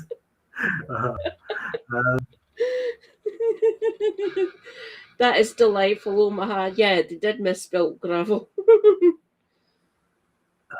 Right, you can resign and get kicked out of Companies House. You won't be allowed to register and stuff, but getting rid of his lordship, technically it's on the back burner. It has been paused, if you wish. Technically, if he actually got voted, if the people of Greenacre, Inverclyde is the actual seat he's running for the constituency, he literally, if he gets voted in, if he wins that election to become the constituency MSP for Inverclyde, he has to give up his lordship. He can't be working in the other place and Holyrood. At least that's something. Mark worked as a merchant bank. He worked at the merchant bank Lazards and corporate finance corporate finance department, specialising in mergers and acquisitions. He began a private equity firm, 3i PLC. That's part of the address of Charlotte. Oh, you lazy bastard. Followed by 2 years at Bankers Trust of New York.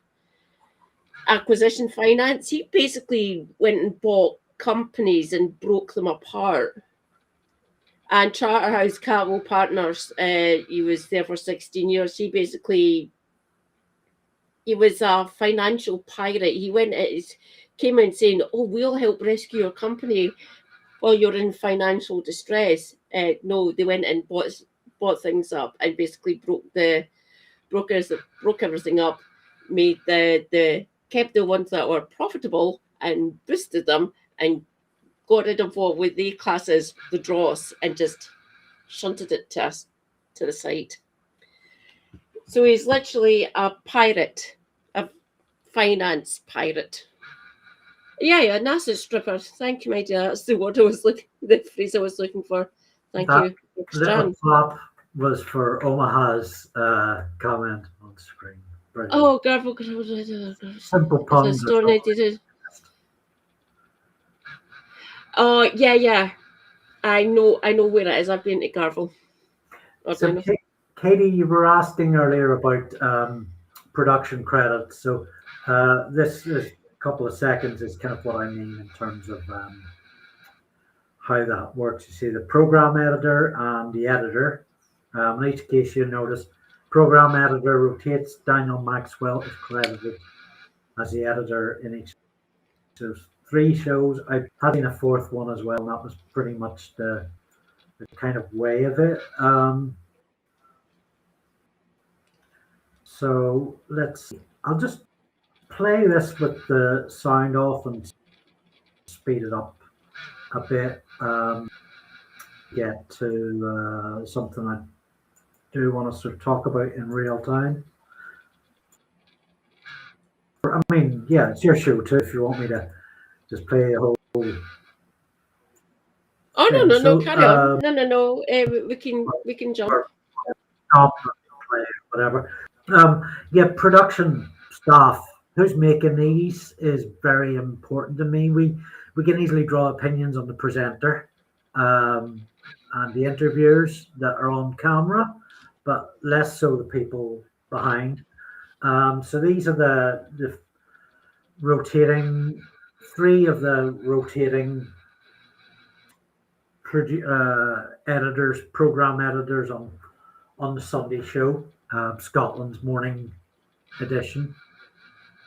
And I say they're like Politics Live, like Question Time. They're all fairly young.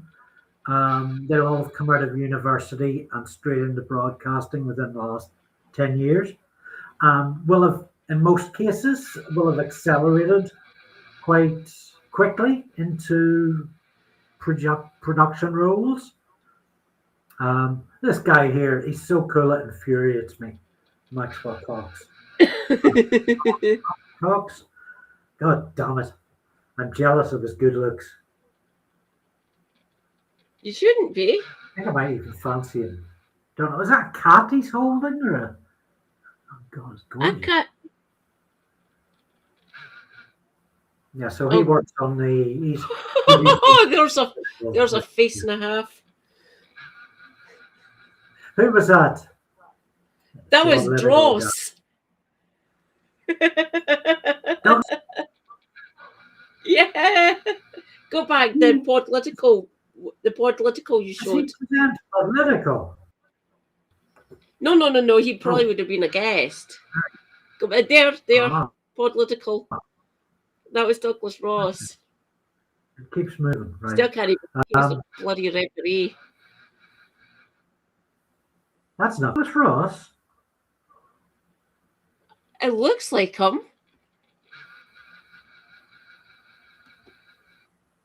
I couldn't be unless he's, because that would be like where the presenter is. I don't know. I can't remember what he looks like, to be honest. He looks a bit like I'm sure that's Daniel from Mars.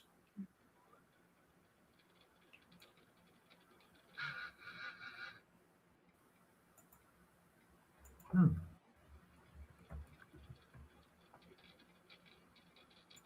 Hmm.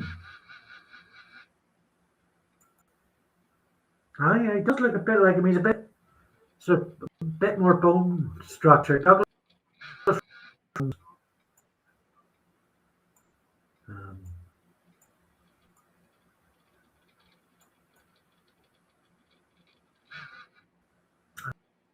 Um, yeah. Are you still there? As I thought that. Thanks, darling. Yeah, that was Douglas Ross. God almighty. So this bit I do want to play and talk about a bit.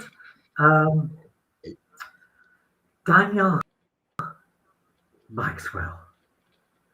Do you want to speak to Daniel Maxwell obsession, Katie? No, it's always a good thing to actually try and find out who these people are and what they've been doing, like their career beforehand, and how they got to where they were. Well, looking at the what posts they've had and things of that nature, especially within the BBC. Technically, you can find out everything about Daniel. You can, because at the end of the day, public money is getting spent. They literally have to record everything, everyone that ever works on any BBC production, be it up here or over in Northern Ireland or down in the rest of like Wales and England.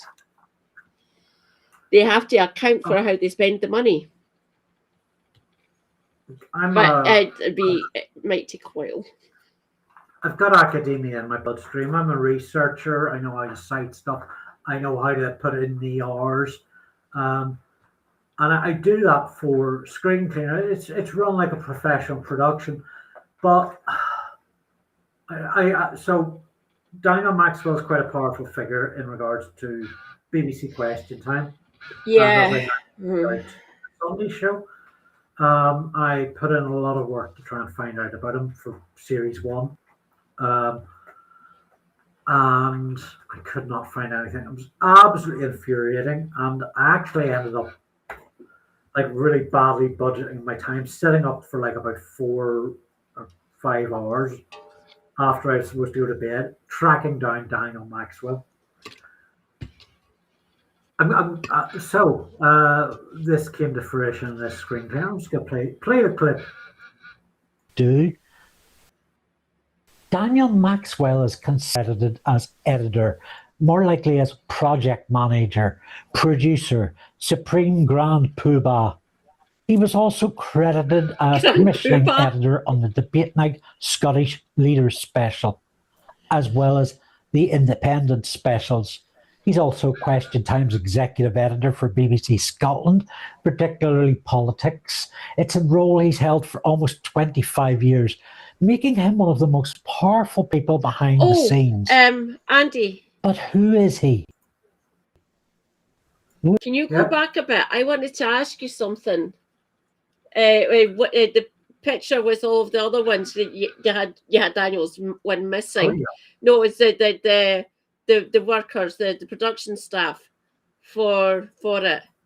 And no, it was Daniel part of the Maxwell video. is consistently credited as I know the clip you mean. I think we'll just have to, try and just, I wonder. Oh no, I just need to see what's under someone's no. name. There we go. There it's there. You can play again. I wonder, will cinema mode be any, how it hides a bit of the screen? No, it's you've got go back up. Was it Nikolai Gentchev? What is institutionalized exec?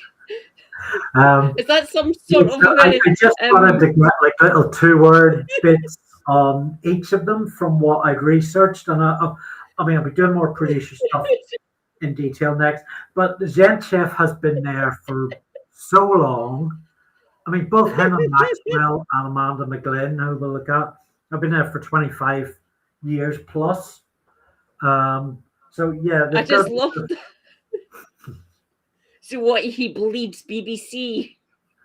And it's kind of you can't draw little humorous narratives from doing all this research. Yeah. I mean, just to talk about this slide for a moment. Angus Harron, work experience obsessive. I mean, this guy before, as he was all through his life, he's been doing like all these work experience stints for like a month. He's held down like 2 work experiences at once. He's been producer of Question Time while also doing work experience somewhere else. If you go through the guy's LinkedIn CV or check out the episode of Screencleaner, episode 2, series 1, he's doing like all these, what's mad? Ramsey Beatty, audience wrangler, fairly fine. Anna Haynes, producer, assistant producer. Very strange story with Anna. She used to work for, I think it was ITV's Good Morning. She used to be a producer over there before she came to Question Time. And I mean, these producers work pretty much in the background. Occasionally you'll see Nikolai Genchev give an interview, but you know, the idea is to know they're not there and they don't give interviews. But when Anna Haynes switched from Good Morning TV or whatever it's called now to Question Time, there was these big press announcements everywhere, and the story was showing up on like all these clickbait sites. Like this was a big deal. Like people knew who Anna Haynes was. There was very little news stories of Anna Haynes before all this happened. It happened all in one space of time. And I think she got in touch with a clickbait agent to plant all these stories herself because they are everywhere. So that's why she gets description celebrity portfolio. Okay, did I make what is the BBC doing hiring people like them? Oh God. Oh.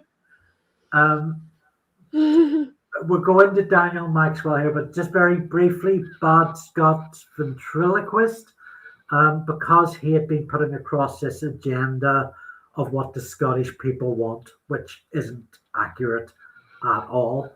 Correct. And as we'll find out, when I find out in this next bit, which I'm going to mute myself and go for a cigarette while you all watch it, he's not actually a Scotsman.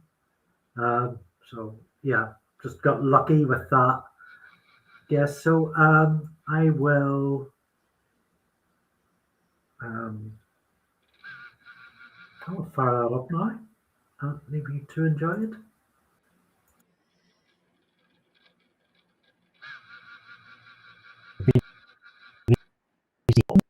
Politics. It's a role he's held for almost 25 years, making him one of the most powerful people behind the scenes. But who is he? Who is Daniel Maxwell? I took a deep dive on Question Time and series. Maxwell was infuriating. A near invisible digital footprint. He put his head above the parapet once. Early 2019, SNP Deputy Keith Brown calls debate night out for its pro-unionist bias. Said the audience selection for DN and QT could have been written on the back of a fag packet. Well, Maxwell directly addressed readers of The National to dispel some myths, he said. Tried to make out like it was David Simon with palaver about cross-community representation. Except Maxwell had been playing the anti-independence tune 20 years at that point. I wasn't inclined to believe him. Around then, he gave a testimonial to Andy Halley. Halley's outfit, Images of Light, was a big mover in Maxwell's politics racket. But I got nothing new, and that's where the trail ran cold. Until I had a stroke of luck. A photograph on Twitter addressing a school in Queensferry, West Lothian. The boys at the lab zoomed in on it for my first look at the man. From there, I made my way across town to 192.com's electoral register and with deductive cross-referencing onto Facebook. It's not worth talking about his Facebook or his family. Leave that to the trash in the gutter. We deserve to know who's making our news and politics output, though. As it turned out, Maxwell was hiding right under my nose the entire time. Originally 15 miles from me, from Lisburn, between counties Antrim and Down, he attended St Malachy's College, Belfast, a Catholic diocesan college, class of 89. Puts his birth date around 1970, 72. He moved to the University of Stirling, graduating 1997. I tracked him 37 miles northwest, Edinburgh, picked up by BBC Scotland, where he operates to this day. His LinkedIn says campaigns and editorial, but that doesn't paint the whole picture. Maxwell's real footprint, his DNA, is all over BBC News and politics. Hidden in plain sight. You have to be careful with these searches. There's another Daniel Maxwell from Lisburn living in Edinburgh on major project management with property holdings. It's not known if he's related to other County Antrim export David Mouth Gardner's question time on radio. So, Wow. yeah, that's for me. He doesn't, I don't know if he regards himself as the most powerful man in BBC News and politics, but, or one of the most powerful men. But he's responsible for a lot of decisions. We think it's Fiona Bruce, but he's running Question Time. Hi, Scribby. Hi, Scribby.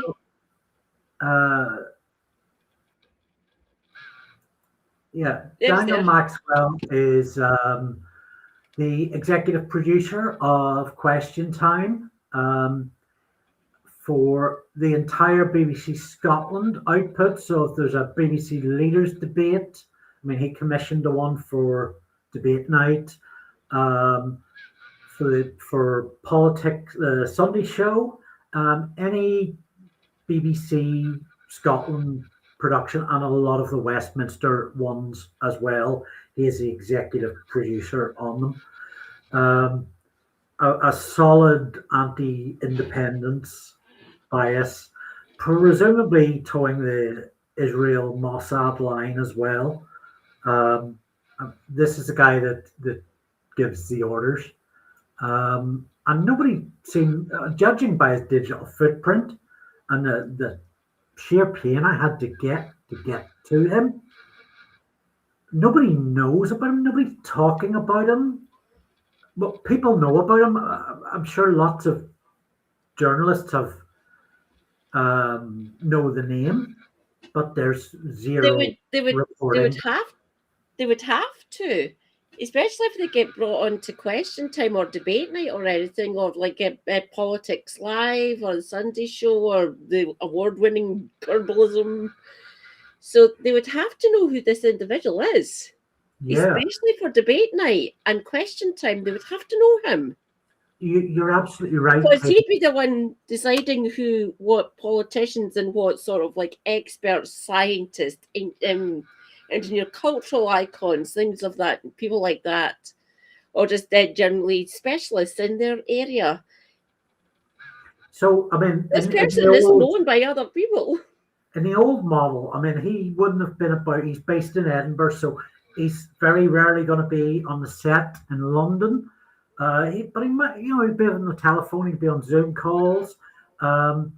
He's based in Edinburgh. There's a few of Scottish Question Times production staff based in Edinburgh, but it all takes place in Glasgow, so presumably there's a commute involved. But I wouldn't be surprised if Daniel Maxwell isn't on the set, isn't on the floor a lot of the time, but he's making all the big calls.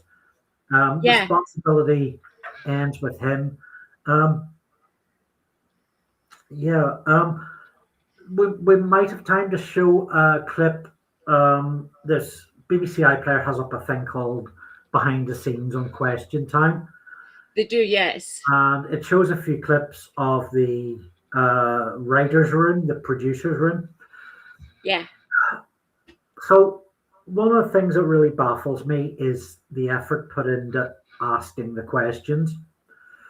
Now, I've been interviewing people for 20 years for various things, 20 years plus. Interviewing is pretty much one of the easiest jobs. If I want to coast a job, I come up with a list of questions and the respondent gives you the answers. The respondent occupies most of the content in an article, in a video. All you have to do is ask the questions, and maybe the questions that are the right ones for what you want to talk about, and steering them on course. In the Question Time Debate Now writers' room, it seems to be like these writers and assistant producers and producers are all constantly revising the list of questions, which might be, I mean, you break it down, Question Time. Why does that happen, do we think? Yeah. Why do we think that happens? All these revisions. Really? It is a bit of a head scratcher, isn't it? And not even actually 10 or 12 questions. You think about 6 of them, maybe most of them come from the audience. So it's about selecting the questions from the audience that they want to ask. So, there's maybe a few questions. So, I mean, how many redrafts of something can you do? It boggles the mind. And I mean, not to be cruel, I want to give these producers a fair shake, but what are they actually doing? I'm no spring chicken. I've done a bachelor's with media and communications and broadcast journalism, a fair part of that, but I want to think the best of them, I really do, but what are they actually doing to earn their paychecks?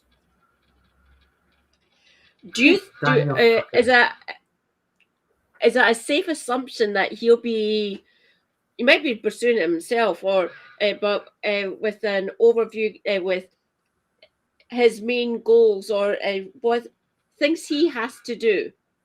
Do you think it's coming from BBC headquarters? Like, obviously you've got Media City and so forth now, but you've still got the major areas down in London. Obviously the BBC are still headquartered to a certain extent down in London. Media City, Salford, obviously the big area now.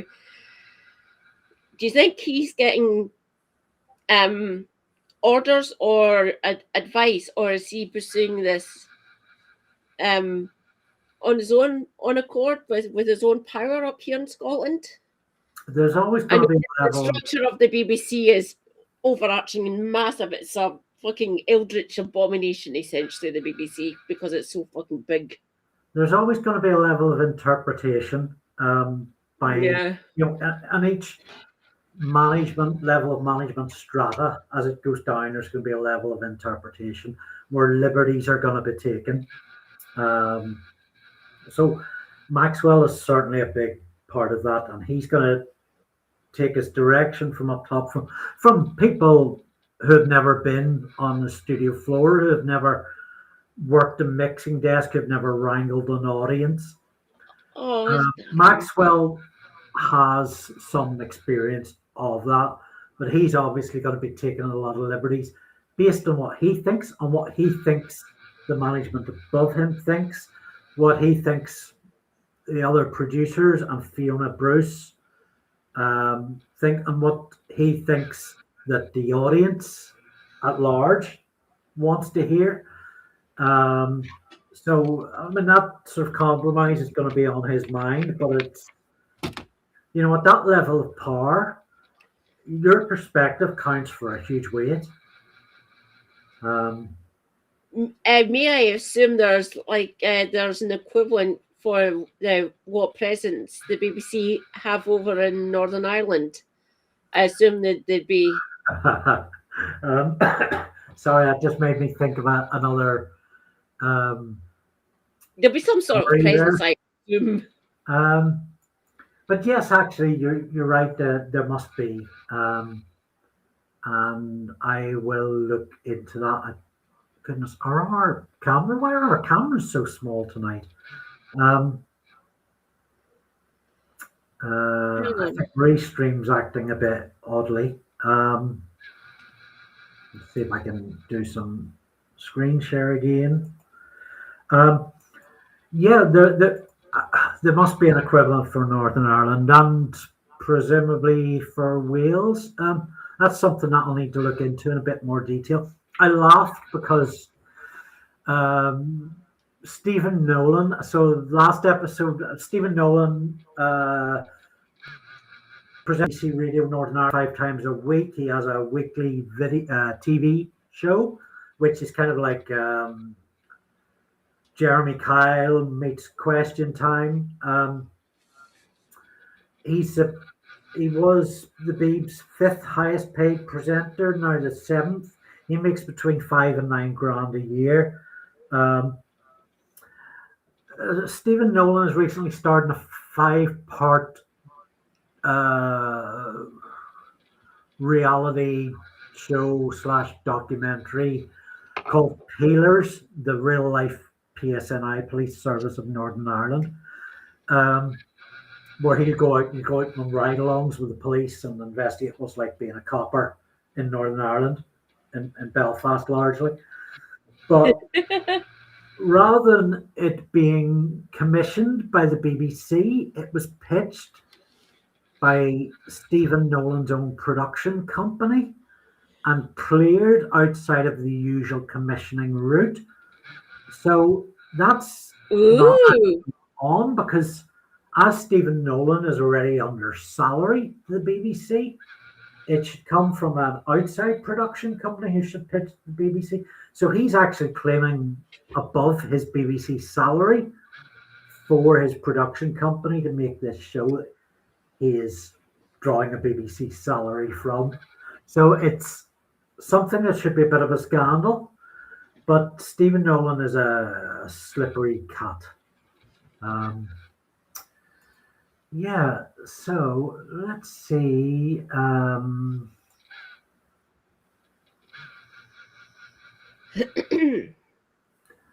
Bryce. Bryce Goodall. I'm not going to play. So Bryce got about 10 minutes on this.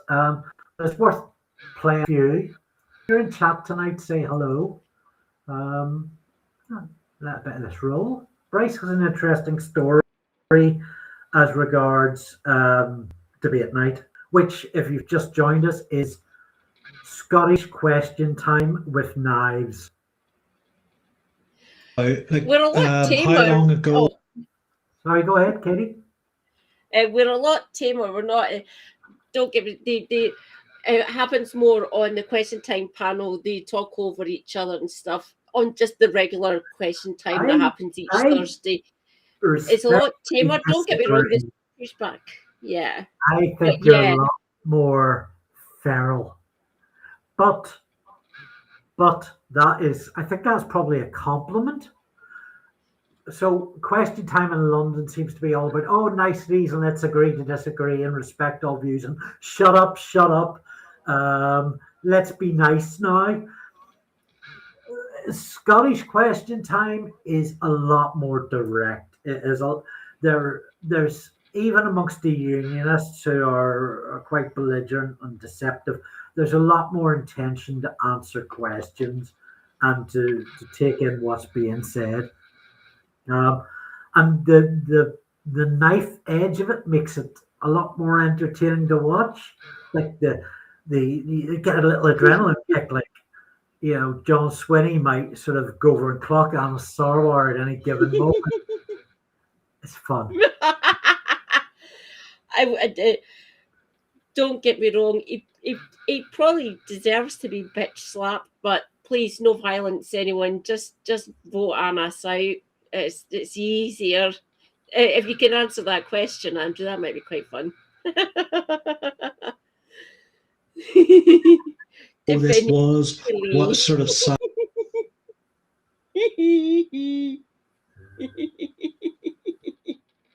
You've been tangled. My God, I love those adverts so much. I was fortunate enough to get in touch with Scottish political activist Bryce Goodall. Bryce was part of a focus group involved in the show's origins back in 2019. This is debate night, Scottish question time. So, Bryce, you were part of a focus group assembled as part of the development of BBC Scotland debate night. Could you tell us a little bit about how long ago this was, what sort of size of focus group, and the purpose of it? I was attracted to an invitation by BBC Scotland, who were running basically a pilot of a brand new format of show similar to BBC Question Time, made and around for people in Scotland. So I applied to that process, and I was then invited on by and Full House Audience, who basically are the producing companies who work on behalf of BBC Scotland, to go and take part with BBC Debate Night. That was a good number of years ago. I was like, wow, this is something that's going to be quite trailblazing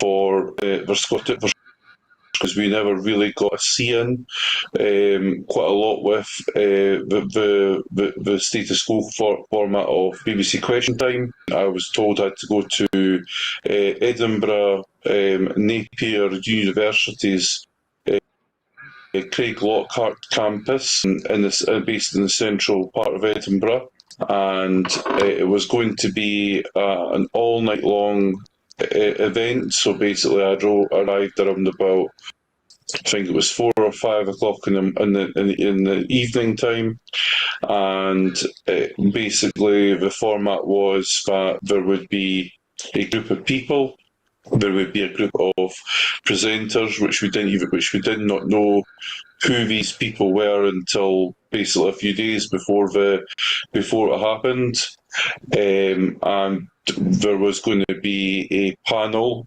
which was going to be like a similar format to what you were basically taken into a holding room. So because I'm neurodivergent, I got some extra support. I got a chaperone, and I could have my own space, which was really, really good, and they helped and supported that.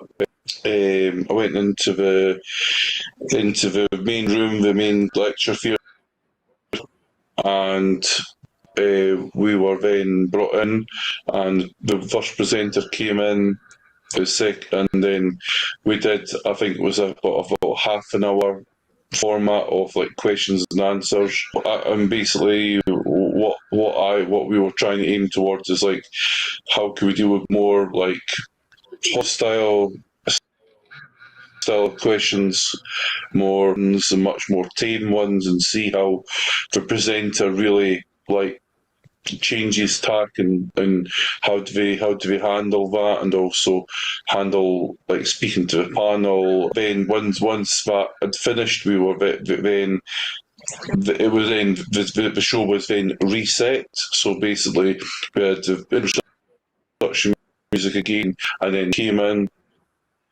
and did exactly the same.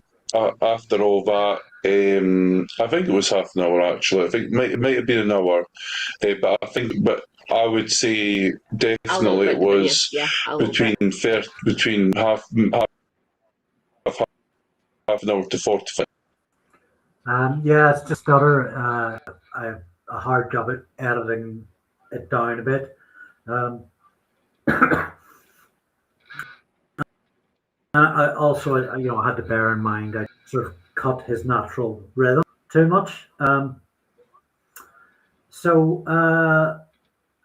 What I'm gonna skip through Bryce did 2 pieces for that. The second one is in a bit more detail of what he's saying here, which is essentially that they brought, they had a few presenters in mind for question time or for debate night, and they brought them in for the audience to test their agility, I guess, to how well they could perform in front of an audience, how they could handle different questions and stuff.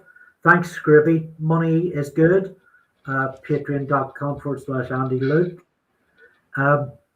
So, I mean, that's quite interesting that they would invite this big focus group up to test presenters' dexterity with a mix of pre-prepared questions from the audience and audience members sticking their hands up. Like, we did this in a bachelor's. If you're doing a bachelor's in broadcast news and journalism, it's one of the first things you learn. It's a fairly simple thing to learn. So why is it being done at production level? That seems like a huge waste of money. I'm also a bit, I can't help, I mean, Bryce is very nice here about how he was treated. He thinks it was a great experience. Fine, I'm not what that worked for Bryce, but I find it a little more than a little insidious that staff are being given this extra ability this extra training to assess how to deal with an audience that's presumably there because they're politically engaged. Yeah, there's going to be a few head-the-balls, a few troublemakers. Yeah. But, well, we see that. We see that on Question Time and Debate Night, and in call-in shows, especially on LBC and Jeremy Vine and programs of that nature. You get these, sort of. There's a point I want to jump in on because it shows either production staff haven't benefited from this education and training, or that there's a cap, a limit on what can actually be done, and it's quite a low bar, or it's quite a low cap. So you would kind of point to maybe in a training scenario that there's really no point in having a big focus group in, that maybe you just want. Andy, you have to pin Scribby's comment. Hang on, Scribby. Although we must remember Allegra Stratton's dummy run press conference during lockdown, it didn't end well.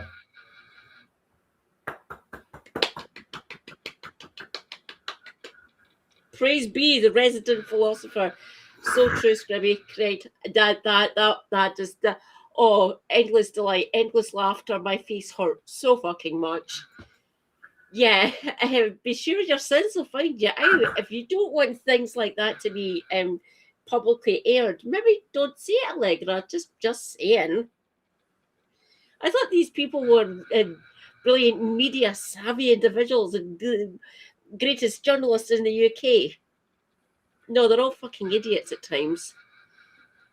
Corrupt moral pieces of detritus.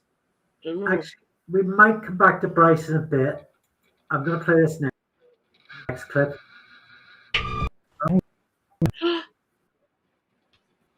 There. Lewis! Lewis is coming. Lewis is coming. So, yep. So I've got a little bit on. There's Stephen. Hello, Stephen. Yeah.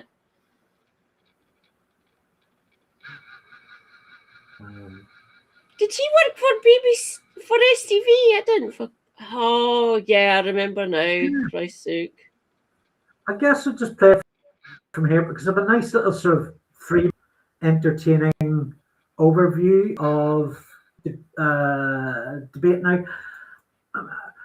It's really important to me that Screencleaner is funny, that it's entertaining. I mean, I really want to go into the investigative journalism and reporting and educating, but I think if something is both fun and funny and educational. I think that blend really counts for a lot. I respond It does, a yeah. lot more to something if I can like watch it as I'm going to sleep when I'm really freaking knackered. And if it's, you know, last week we were looking at activist comedians like Mark Thomas, Mark Steele, the Yes Men. If it's grabbing my attention, if it's giving me kicks while it's leveling up my brain, that's Yeah. really good. So let me know if I succeed there. Scribby's comments certainly did. MTV. Presenting in studio, he returned to local Radio Tay, chalking up 10 years. Jardine founded Taste Communications, representing the hospitality industry and consumables brands in the media. In 2015, he came to the BBC as a broadcaster and journalist, presenting Scotland and Debate Night from 2019. He writes for The Scotsman and The Times, is involved with a conservation charity. Jardine also sits on the chair of judges for the RTS Scotland Young Journalist Award. So rewarding new media workers, but by the same token, literally. What the fuck's he laughing about? Funny, I never considered knitting an egg. Only in Scotland would the head of the charity The Big Issue look like a powerful gangster from a Guy Ritchie film. On Debate Night, they're not bothered about things like bad lighting or down in the mouths on cameras. There's badly constructed punning. Point of need. Okay, well, we've got a GP in the surgery, in the room, but we've also got a room full of patients. We're all patients at some point. People picking their nose and wiping it on their shoulders. That bobbing up and down thing that they do at the proms.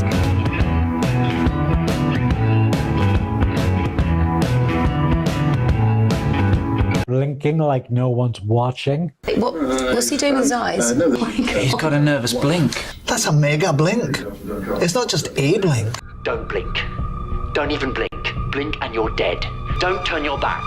Don't look away and don't blink. Oh, here's Louis Theroux, gang member. Pause the video. Lewis, Pause. I didn't see it. Pause. How dare you? You couldn't resist yourself putting in a Doctor Who reference, could you?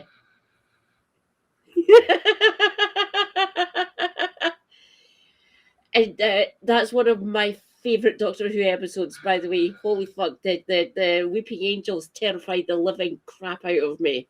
In Moth We Trust. God, that's a brilliant reference. A lot of the audience do like brilliant. It's mad. There's another brilliant Scotsman I could have represented at the start, Stephen Moffat.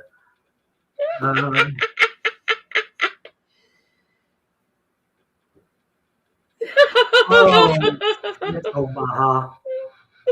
Omaha might knock Scribby off the pinned comment spot. Do we think Allegra was named after being conceived in her parents' Vauxhall Allegro? All right, I'm going to give Scribby a few more minutes pinned, and that's going up. That Omaha, only people over a certain age is going to know what fucking car that is, by the way. We can ask Lewis if he knows what a Vauxhall Allegro is. I'm sorry, Lewis, I don't mean to make fun of your age, but only the oldies will get that reference. My God, a Vauxhall Allegro, Christ's sake. She's only a couple of years older than me, I believe. 76 or 75, I think she was born. There he is. I wonder if there he is. Hi, Lewis. I didn't actually realise he was in one of the audience. I've tried so many fucking times to get onto debate night or question time. Like it's now up to 7 for me trying to get into the audience for question time, and about 5 now for debate night, either here in Glasgow or up in my hometown of Perth. So I need to get back to bed. The roguish Lewis Galt with his Bill Cosby fixated sense of humour. Not in a Bill Cosby style, but an anti-Bill Cosby style. So Lewis Yes. was fortunate enough to be selected in the audience for debate night. So we're going to play a bit of my interview with him on those experiences, and then probably come back and comment on it. Play it. I will be listening. I will be back in a couple of minutes. Thank you, Andy. I will too. Yeah, okay, cool. And listen, before we do chat, if you stuff you want us to get through, goodness, we've already been on for 2 hours. But if there's stuff you want us to look to, I don't want to spend the whole stream with this. Put it in chat. We will go where you send us tonight. There'll be democracy on our streams.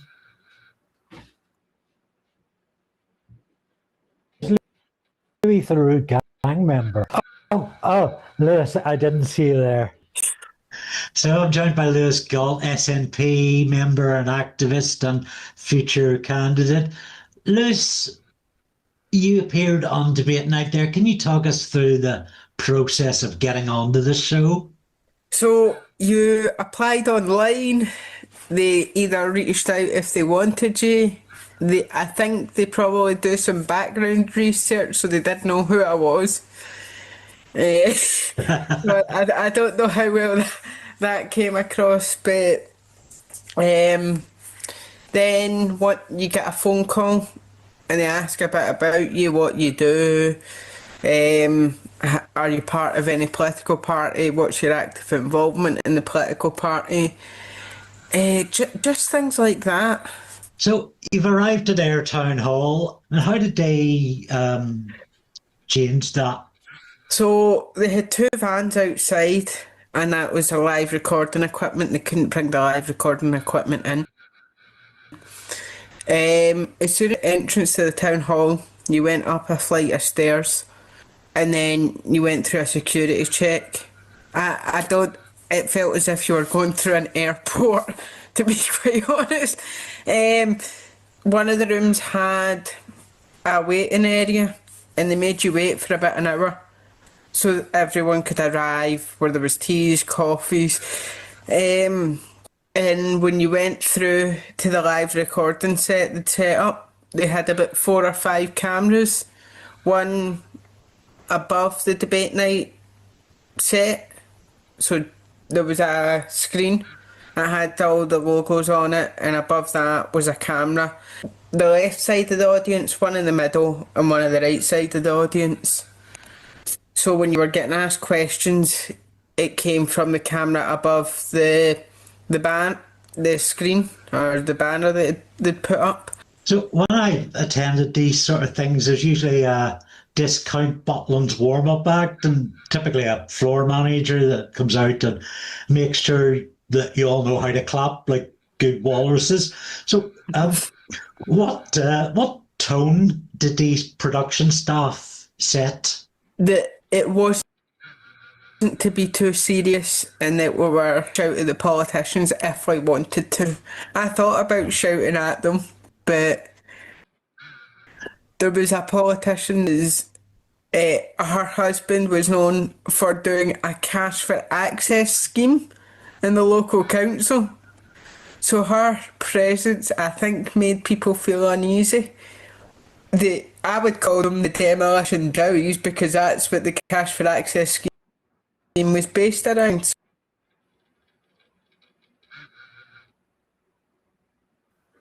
I've paused that. Well, if anybody happens to know what Lewis is talking about, the demolition dow's husband with a cash for access scheme, which might be hinting at that woman or that woman, please put it in chat, or if you don't want to, hit DM me over Discord.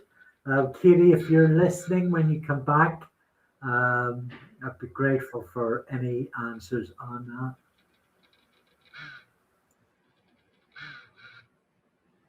Supposedly, it's all alleged, it's not went all through yet, but there was a train station, the station hell, that was getting demolished because the owner couldn't keep up the maintenance on it. So she was there, which was surprising. The questions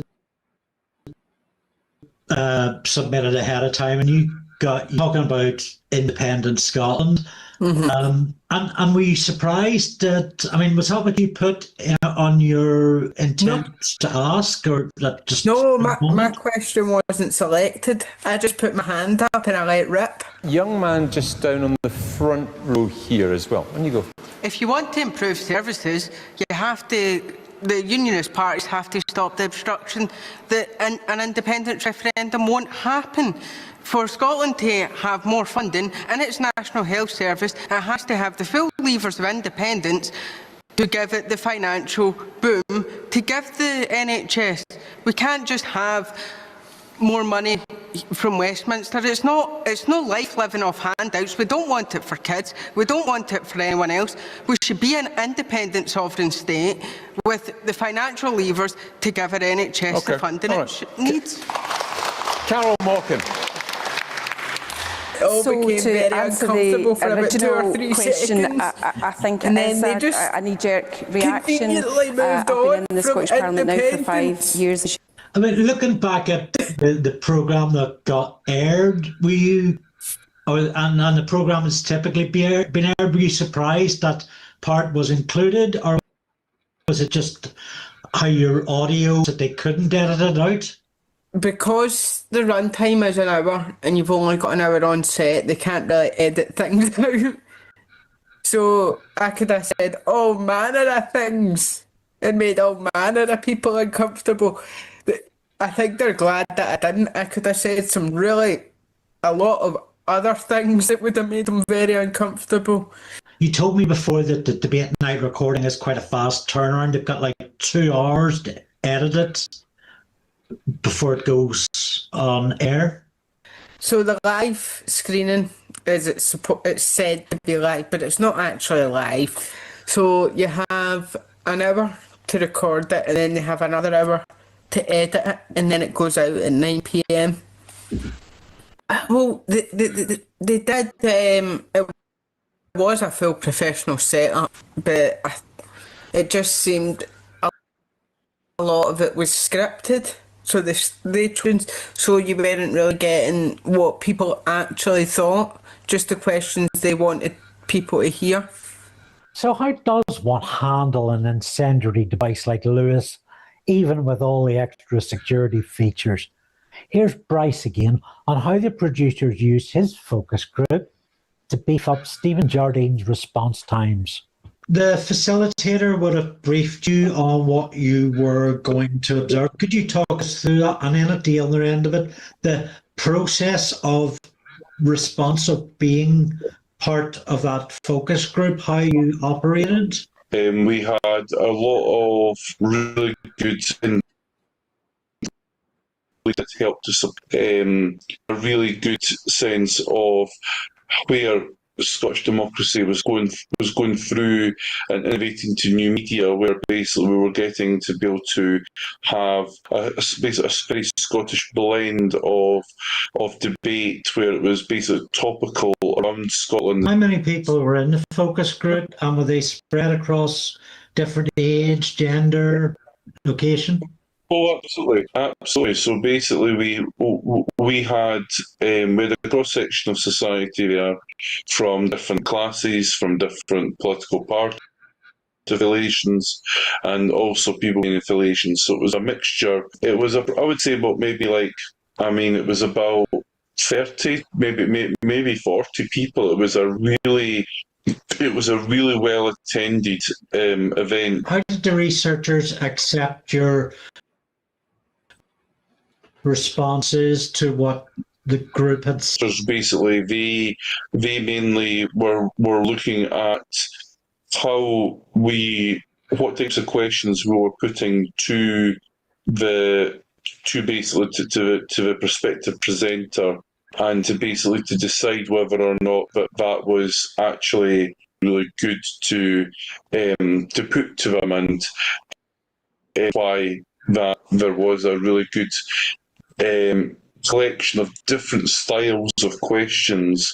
Some were quite challenging, some of them are quite hostile, some of them are quite, as I say, quite I would say medium, and then there was like more tamer ones, more easier to, like very easy and like the low hanging fruit types of questions where the panelists could be able to really easily answer that, and also the presenter could handle that. I think that the reason why that the researchers particularly wanted to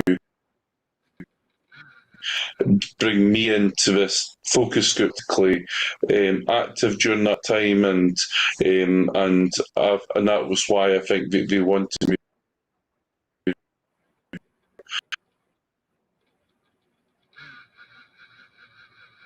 Katie, did you manage to hear the comments or Lewis made the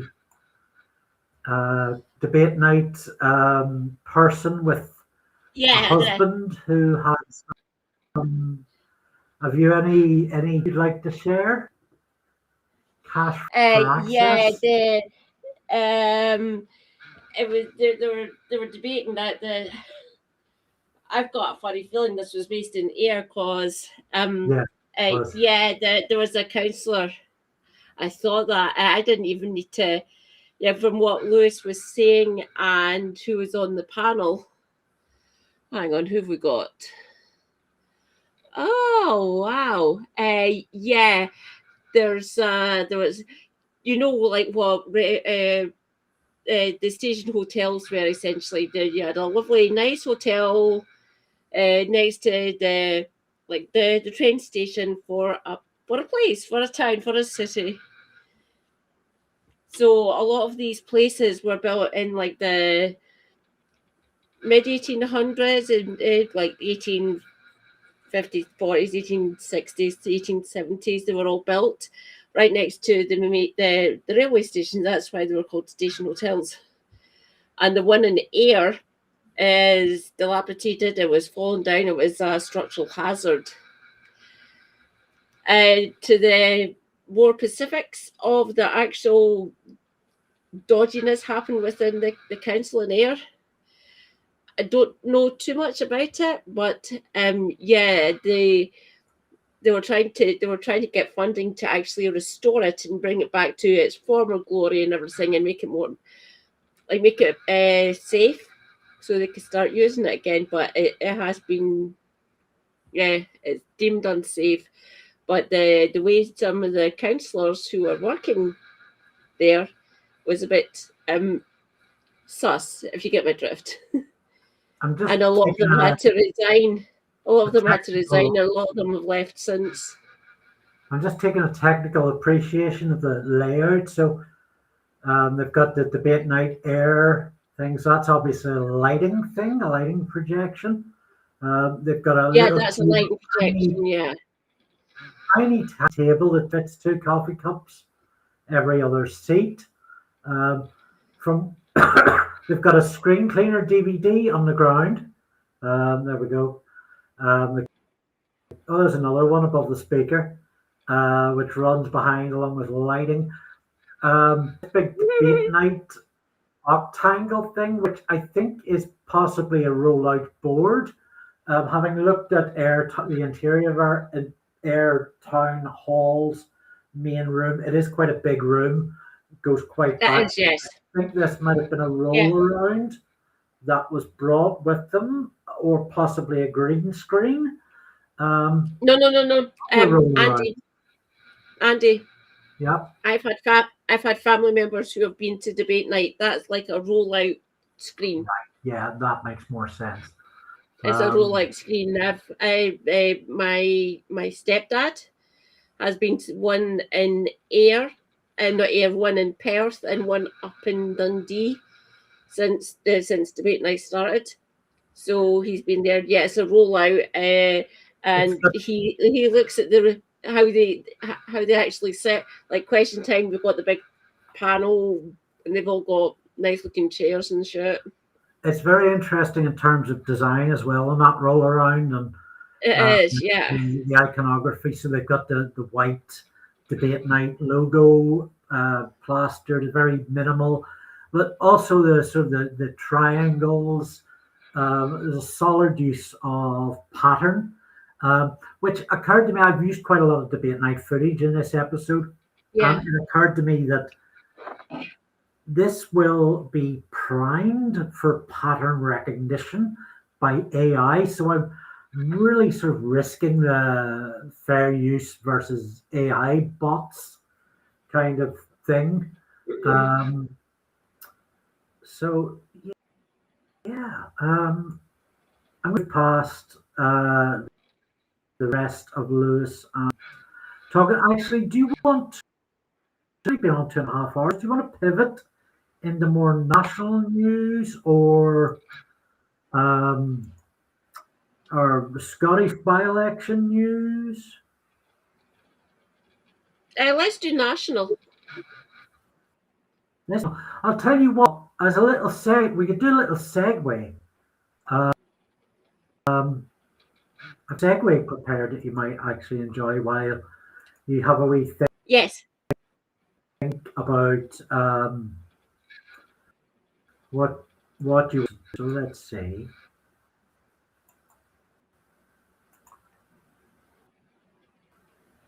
Here we go.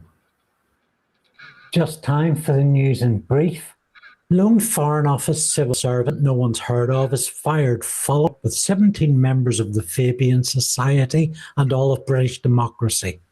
Doctors report he receives a healthy severance package. That I wasn't told it failed. What's he doing with his eyes? He's got a nervous blink. That's a mega blink. Process of being followed. It's not just a blink. Unforgivable. Don't Not only was I not blink told, and you're dead. Don't turn your back. Don't look away and absolutely don't furious blink. about it. Donald Trump threatens to blow up the planet and will be resurrected. Netanyahu announces peace, causing a new wave of fear of bloodshed across the world. Right-wing loudmouth American threatens a BBC, but this time licence payers cheer. Local rail users tell me they want it improved.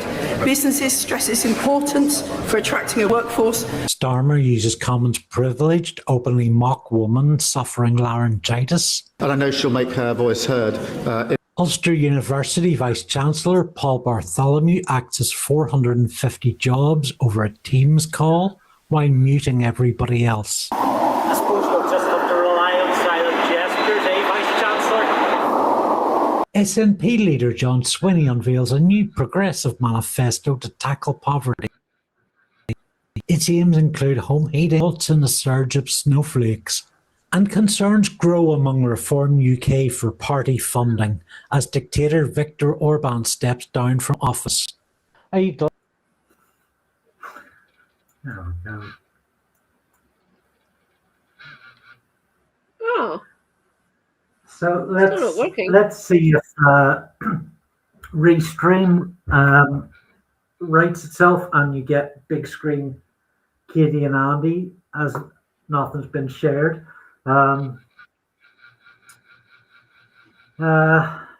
See, any stories you want to pick up on, Katie? Yeah, the... Oh, excuse me a second. These pop-ups are annoying. The way it works, as far as I can tell, over the well, I've been watching BBC political content for the last 30 years, which is terrifying to me. So over the last sort of couple of decades, especially since the coalition government back in 2010, and then onwards. Oh my God! Oh, hello everyone. I am big. It is the large Katie. Oh look, it is the big Anne. Hi Andy. I can get both of us in a large screen, but not at the same time. That's weird. I'm fine to take over if you want. So yes, the structure of how it works down in London and the media city in Salford is slightly different. It's a lot more controlled. Essentially, there's a little bit of leeway up here in Scotland. Only a little bit. Can't let us uppity Scots get too ahead of ourselves, apparently, because no, not allowed. Come at me, BBC, I demand. Yeah, keep us like that. That's actually better. I quite like that. We might be able to get something up on that side. Yeah. So yes, slightly different. It seems to be a lot more scripted, especially for award-winning journalism, which will be happening today, essentially in 9 hours or eight and a bit hours. And it's still scripted up here, but it's if we've got a decent host of our political programming, we might actually get some pushback. Hence, see my section on Screencleaner. They really need to be doing some more pushback up here to certain politicians. All the pushback that they are doing is on the independence parties like the Scottish Greens and the SNP, but not too much pushback on the unionist ones. I wonder why. Can anyone in chat tell me? Sorry, I have to be sarcastic. So they give a lot of the major politicians, especially the cabinet ministers, far too much fucking leeway. I don't want them to have that amount of leeway when they're on what is meant to be an interview and getting certain amount of pushback. We'll need to look at the hierarchy of the BBC to figure out why, even though I look at it on like a sort of semi-monthly basis. Do not try to go and look into that stuff. If anyone wants to know the structure and how it actually works on paper, essentially, you know where to find me. I know how to read it. I read Hansard's for fun fuck's sake. I'm a nerd. Please, no one read Hansard's. It is pointless. Most of the shit that gets said in the House of Commons is shit. I don't know. And we'll need to be keeping a close eye on it the closer we get to the budget. I don't know who's going to be Prime Minister when the budget happens in November. It might be Keir. Do you read Hansard's orchestra and why? You don't need to, my dear. I can do it for us. You have to get through the bullshit, and it is dry and boring. And there's something called the clear English mark. It's the diamond mark that you get for being plain English, for people to be able to understand it. Most of the stuff that gets actually published, especially legislation, doesn't have the crystal mark on it, because who the fuck wants to read whatever gets said in the House of Commons or what gets written or what legislation goes through the place? It is dry and legal and mostly bollocks. And they get that line, the journalists and the broadcast media and the print media, they get this line as well. They're mostly client.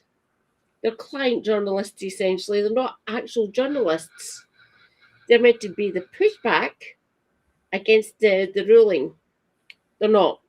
They're bought and paid for. Or they pay for access to politicians. I want to end it. Leveson 2 should have went ahead. I will say again. Oh, yes. Does your Nolan do pushback? I don't. Nolan? Did you say? Does he do pushback? Does he actually press his question? Does he actually interview the politicians that he gets on? Oh, yeah. Very belligerent. He could do it a certain way, but yeah. He has his agendas. He has his things that he demands at the answer, and he is quite bullish. And generally, no one gets on people who are quite aggressive themselves. So some of it is. Yeah, I know it's the orchestra. If you're playing that game, yes. What did some of it is how that game is played by pushing back. The Diamond Panthers.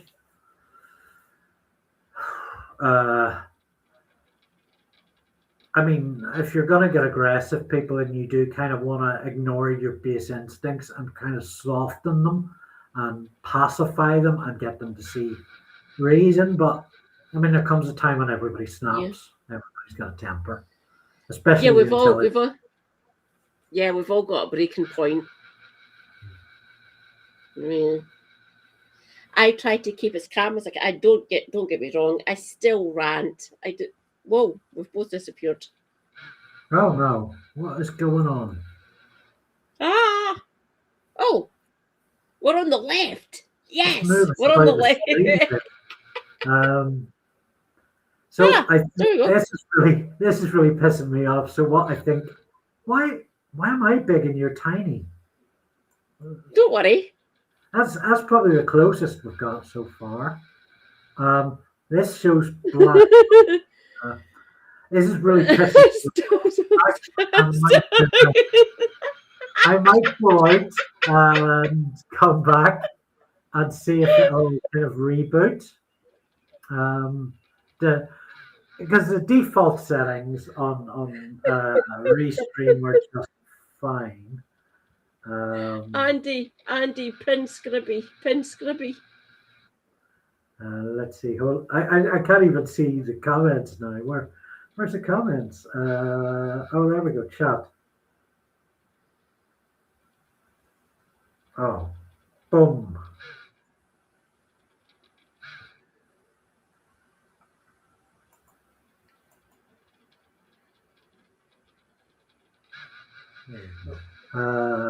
Cool.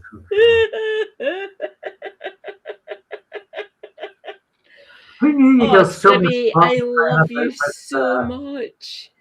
Restream interfaces. Yeah. Right. Katie, are you fine if I leave and come back again? Most of the comments are missing as well. I don't know what's going on. Are they? Yeah. I'm missing comments from the last. Oh, hold on. The last 2 hours. Yeah. Oh, no. I don't know what's going on. No, the comments from 2 hours ago are showing as brand new. That's really strange. Okay. I'll be right back.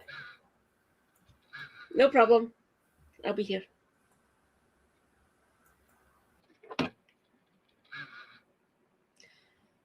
Hello. It is I, mad Scottish woman.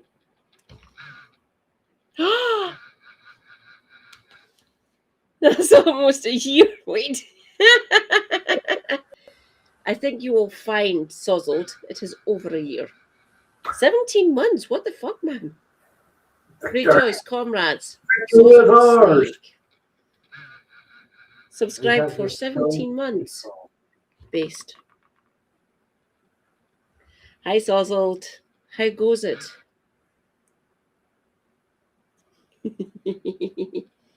Hi. That's weird. I can see you on my chat on my phone, but I can't see you here on Restream. This is odd. Yeah, give it a moment. What is your malfunction? Please just give me my Andy back. I beg of you.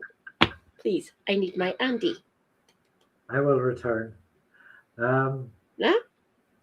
Did we? It goes mediocre. I feel you, Sozzled. I feel you. Yeah. Can anybody see me? Am I invisible? Oh, I'm asking everyone that comes in. Has Keir Starmer resigned yet? He has to, as far as I'm concerned. Completely untenable. Keir, please fuck off. You know, I prefer this stress-free stream. It's all very well and good having things you want to talk about. Right, fine. If he leaves, so that he deserves to, he has to leave. He just needs to fuck off.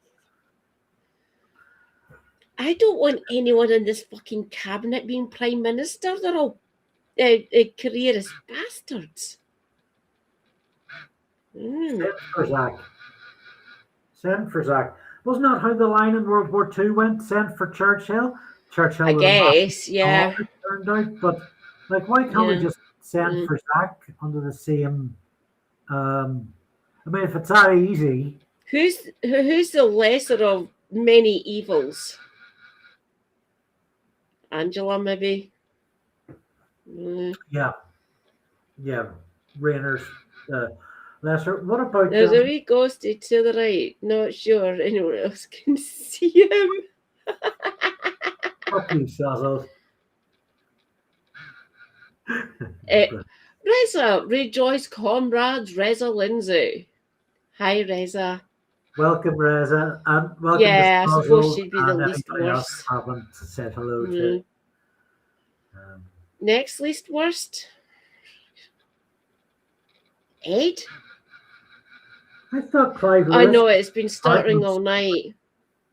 I don't know what's happening. Demonstrated utter. I've just upgraded my Wi-Fi for the house. I've got fibre optic now.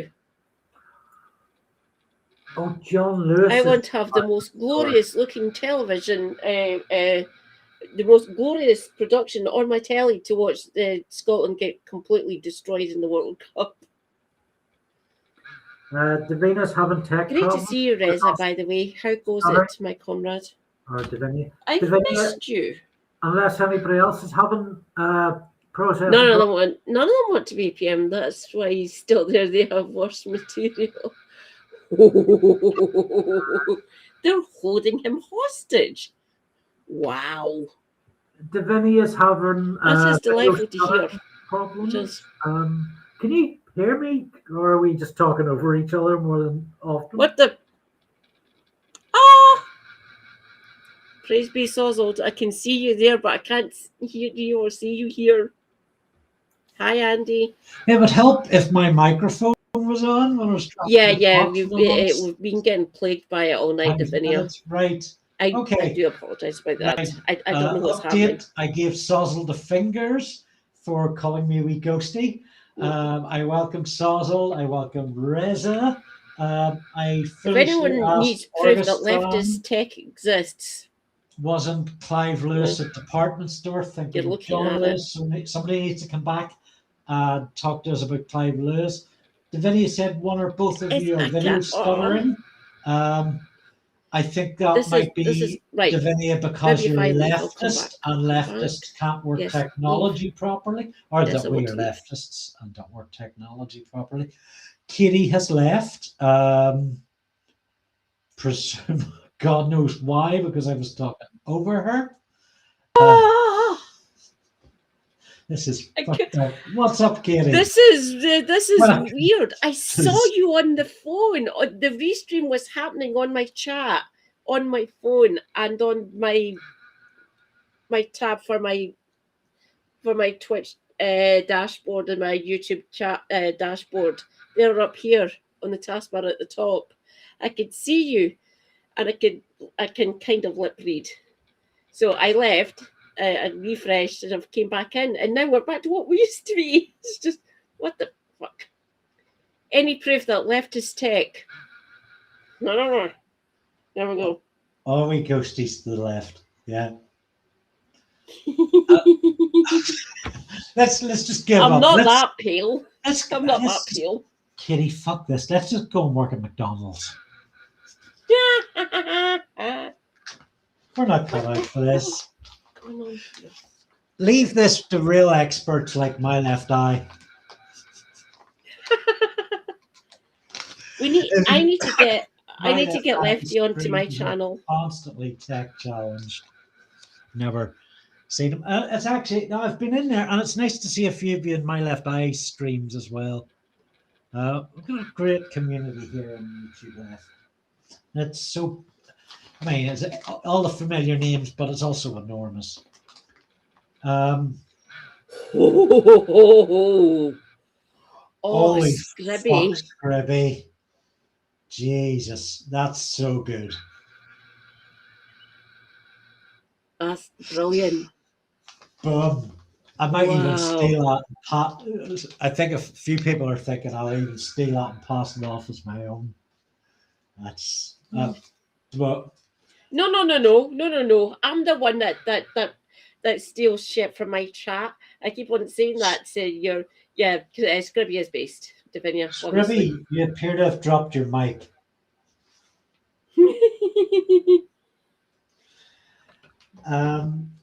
So, before with 5 minutes left to the 3 hour mark, I'm up for staying on a bit more, but I guess your time. Is there anything we want to? Let's go somewhere. Let's focus on something. I'd like to look at the SNP manifesto. But yes, over to you, because I've been dominating tonight, and over to you as well, chat, please. Usually crying out for suggestions at this point. I'm like, no, we've got a wealth of things now. We've got most of the party manifestos. The first one that got released was the Tory one, which is basically pointless. So can I ask a question, Katie? So it's not just because I've been studying Scotland this week for Screencleaner. This is actually happening. Yeah. The last week has been all Scotland news. It's all Scotland leadership hustings. Seems every single day. Yeah.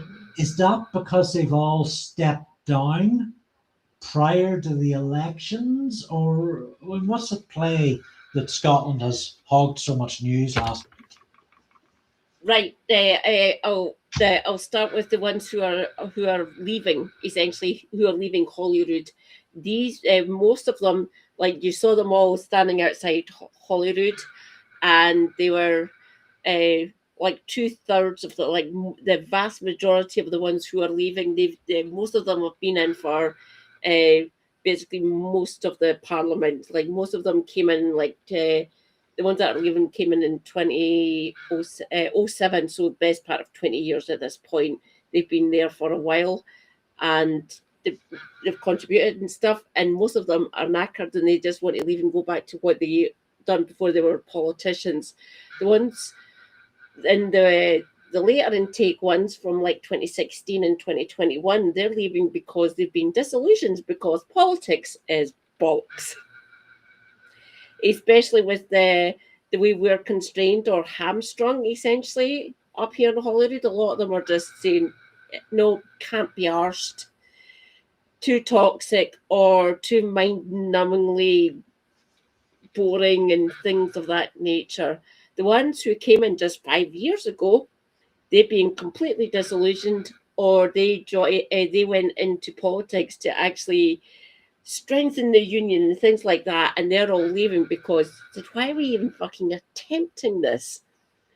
The union, the separatist cause, which they've called us separatists, which is rather horrible because how they've used that term before with other movements in other countries.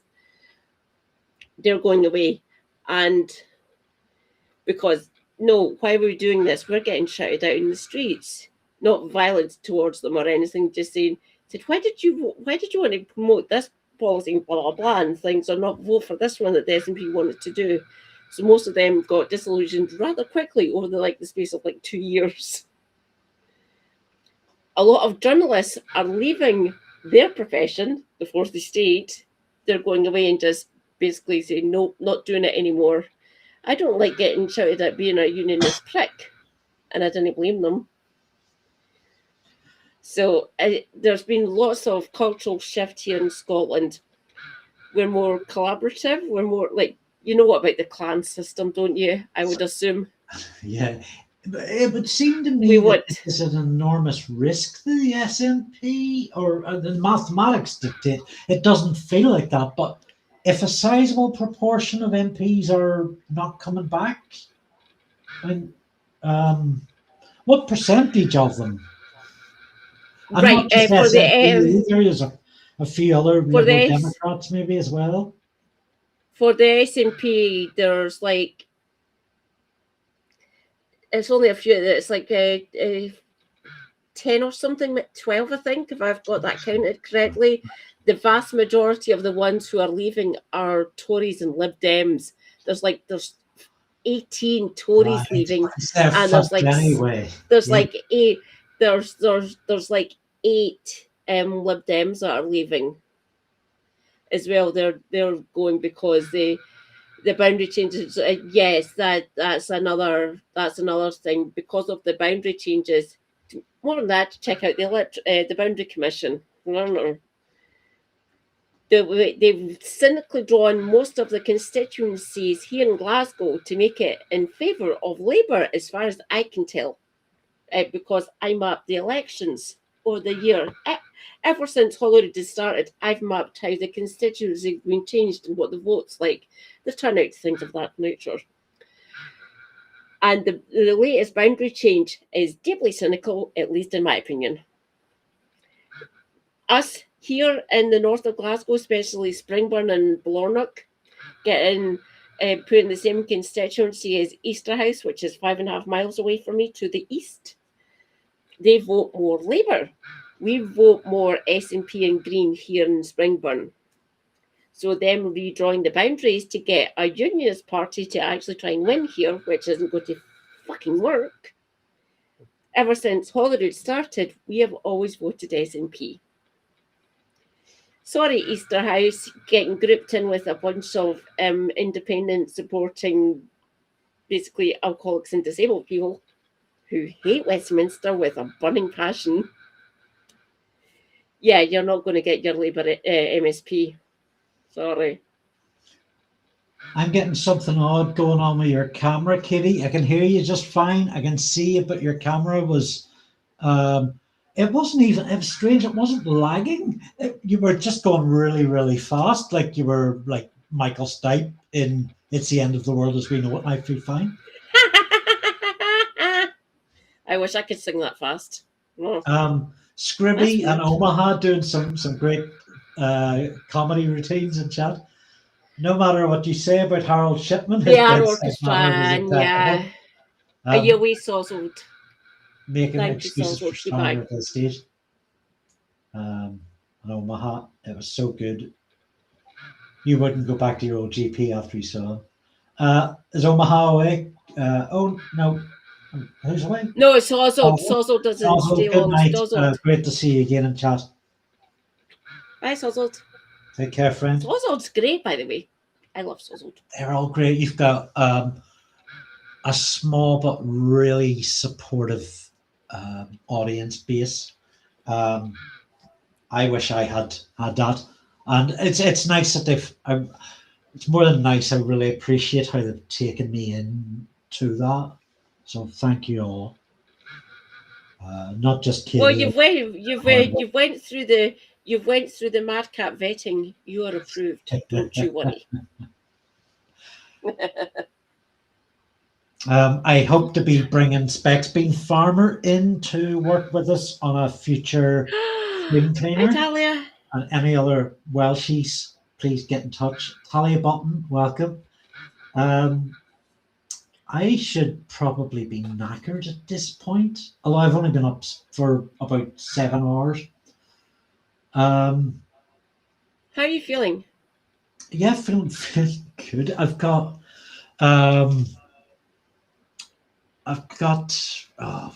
So I pulled 28 hours last night finishing Screencleaner. I put together a Sunday comics in about 60 minutes. Tomorrow I've got to put together. I've got to probably take me about 3 hours to put together the new Discworld podcast, where we're looking at Monstrous Regiment, which is a fantastic book, a very different Discworld book. PJ and I did our recording of that on Thursday. It was a really great recording. It came in as one of our shortest, and we managed to just fill it full with comments. It felt like one of our best episodes. So I'll be editing that on Sunday. I get to prepare for an interview. I'm doing if you checked in on Sunday Comics or maybe last week, I reviewed this graphic novel, The Ragged Trousered Philanthropists by Scarlett and Sophie Rickard. It's the real socialist novel, and is one of the best graphic novels I have read ever. Oh, wow. I have been in talks with the authors behind it to appear at the Caption Independent Comics Festival. Have you read it? Have you read Orchestron? Have you read the graphic novel or the original prose version? I don't know if I have time in my life to read the original prose version, but I am really intrigued as to how Sophie Rickard, how her version of it measures up with Robert Dressel's original. Orchestron, I'd love to get you a copy of this to find out your opinion on how it measures up with the original. So anyway, yes. How much is it? Oh, this is, so I think this is $18.99. It was $14.99 originally. It's entirely worth it. So anyway, Scarlett and Sophie Rickard will be appearing at Caption Independent Comics Festival in Oxford in August. They will be doing an illustrated talk. Their new book, which I think is called This Struggle, has been shortlisted for the British Best Book Awards 2026. Nice one. They got an Eisner nomination for this, which they should have won. So yeah, I'll be talking to them on Monday afternoon. I'm going to do an interview for Screencleaner. So that's very exciting. And then on to building the next Screencleaner the same day. Sorry, Andy. Talia, I suffer from dry eyes. It was my eye drops. It was a lubricating eye drops that I use because I get my eyes get very dry and I start blinking quite rapidly and stuff. So I need to put my eye drops in. Dry eyes. There's instability in the lacrimal on my right eye, so that one needs more eye drops than the left one does. But I use both. I make sure both are well hydrated, moisturized. I don't know how to describe it. They need a sort of lubrication for the eyeball. Have to do it every 4 or 5 hours essentially.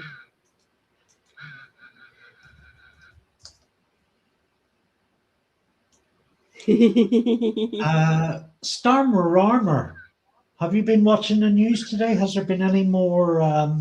Was it still one lone gunman that threatened? Right, one's gone. There's possibly two that are going to have to either be shuffled off to the side or literally leave the government. There were three people involved. Three people knew about it. Well, it was the entire fucking Foreign Office and there's certain parts of the Home Office who actually. Oh no, they couldn't have. No, it wouldn't have reached. Government ministers knew nothing about it, Katie. I call BS. The man was a fucking lawyer. The fact. And at this point, when the vetting was happening, that was Lammy. He was the Foreign Secretary. And also, guess what? A fucking lawyer. I'm with Kev on this. They have to know. Oh yeah, undoubtedly. Come on, the Foreign Secretary and the Prime Minister. That's two. That's two of the great states offices of state. So no, I call BS on that one. No. It would beg our belief that they didn't know stuff like that. I haven't checked. I haven't checked. It fires up warning shots, flare guns, shit. Award-winning. It's not simply we forgot to mention. It's like, no. Oh Christ, look at this, Chief. Award-winning carbalism. Do you want to share some piece of video on this? As like I said, I've been asleep all day. I was working all yesterday, so I'm really not immersed. I'm probably the last person should be on video right now. Any chat people or anything. You know what we should do is have, if anybody wants to appear on screen with us, Restream is really easy to use for that. So, like, we should bring someone on some night, or a couple of people. I've got a whole other tangent on that, but well, you know, we're going to have a bit of a wrestle in 3 weeks because we've got the election results coming in, but we've also got my 9th anniversary on Patreon, which is a really big deal to me. And I would like to do some sort of mixing it up with lots of other voices. Maybe there's a middle way through that where we can have our cake and eat it. Would you like to know, comrades and Andy, would you like to know who is on award-winning journalism in the morning? No. Sorry. No, nobody I have to cares, punish. I have Please to punish leave. you. I have to punish you. Why these people? Why the 4% Liz? Rejoice, comrades. We have Liz Kendall. Oh God. Alex Burkhart, who is a Tory. I can't remember if he's in the shadow cabinet or not, but fuck it. And woohoo, Robert Jenrick. Oh, fuck off, Jenrick. The Tube. That's a superhero name in it. The Tube. There is also a special report from Scotland where Laura interviews all 6 of the main party leaders. Again? So you're talking to she's obviously interviewed No, them. but I mean, more Scottish coverage is quite a lot in the last week. I desperation, slight worry happening within the establishment, within the Beeb, maybe. They can see how pissed off a lot of Scottish people are getting with the coverage essentially. Possibility. Haider, so what you're going to just say, hello, John Swinney. How's the election going? Bye, John Swinney. Hello, Malcolm Offord. How's it going? Bye. Oh, wait. Hello, Anna Sawa. Why? Just what? It's not 6, by the way. It's 7. There's co-leaders. There's Gillian and Ross. So BBC, well done. Disregarding one of the best partnerships ever fucking created up here in Scotland. Get wrecked. Just what the fucking. Oh. It will be fun to see what Ozempic actually has to say, but I don't know. Hiya, Luke Bannon, great friend. Always a pleasure to have you around. Everyone, welcome, Luke. Hi, Luke. Welcome. Hang on. There's my yeah, do you not feel I need to keep you? I'm going to be carrying on for another couple hours. Oh, you probably should. You want to watch these long hours yourself. But I'm good as long as our chat's hang about till about 2 or so, which is another 45 minutes, maybe before then, because I really should try to curb my enthusiasm a bit. I want to share this little section here from this video on the SNP manifesto launch. And I'm just going to run it on silent while it sort of scrolls, see if there's anything we can talk around, at least just show it off, because it's just pledges, but it looks quite impressive. Lewis's theory is they're trying to kill reform with pledges. That one there, price cap on essential food, is very bold. I love it. I'd also think a private jet tax is also very bold and welcome. Yes. Some of the stuff might be a bit vague, but they are just, to bear in mind, they are just elevator pitches. and the manifesto Pretty much, has yeah. a little bit more detail. School breakfast clubs, is that not already a thing? It is, yes. Just promise new ones? They just want they want to expand it. Well, it's already there in place for all primary school children. All primary school, you got a breakfast club in the morning. They want to expand it to like secondary school. So like, it's the same structure over in Northern Ireland, isn't it? It's just like primary school, then you go to secondary. Yeah, I think so. Well, yeah, I think there's some support for that. You'll know this one, Kitty. What's a thrombectomy? Thrombectomy, it's to do with like blood clots and thromboembolus. The people who have so you get blood clots and you get sores because your veins or your arteries have collapsed. So to actually help people, they mostly happen on the legs, but they happen on the arms and they happen on the chest, the torso area essentially. So getting that treated quickly, because if that doesn't get treated, you have a nasty habit of forming like a sepsis or blood poisoning, or basically infections getting into the leg. It's mostly leg, but wherever the issue is with the blood vessels, the arteries, and things like that. So having that as a 24-hour service would be good. This is mostly for people, oddly enough, it's that most of the people who actually have to see a thrombectomy are people who are 50 and above, mostly over 60. So to help with that, because that's how a lot of people develop like blood clots and either have infarction or grand mal seizures. So like either heart attacks or strokes. This manifesto has a lot of pledges regarding healthcare, and that's actually how they are intending to get through this price cap on essential goods, to include it as part of the health side of things rather than the business commerce things. It's a necessary thing for poverty. Have you gotten a look through this manifesto yourself, and what do you think of it? I quite like it.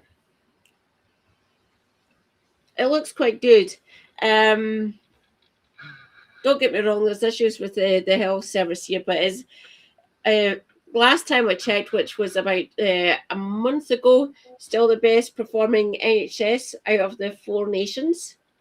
Quite good. Obviously, we've all got our free things: free education, free prescriptions, free eye care. So like the checking your eyes, free dental for certain classes of people. I get free dental. Anything that happens with me, I get it paid for. I'm talking about myself here. Expanded travel, free bus passes for under 22, under 21. So up until the age of 21, you don't need to pay for the bus. Fantastic, love it. I've got a bus pass. I get free bus travel throughout Scotland. Rejoice. And they like water in public hands. We do want to S&P want to expand on and offshore, which I want, which is good. I keep on screaming into the void, do fucking tidal, which would be good. Doing social expansion for rights for certain for individuals, for groups and communities, but that comes up against Westminster. And yes, Westminster are bastards.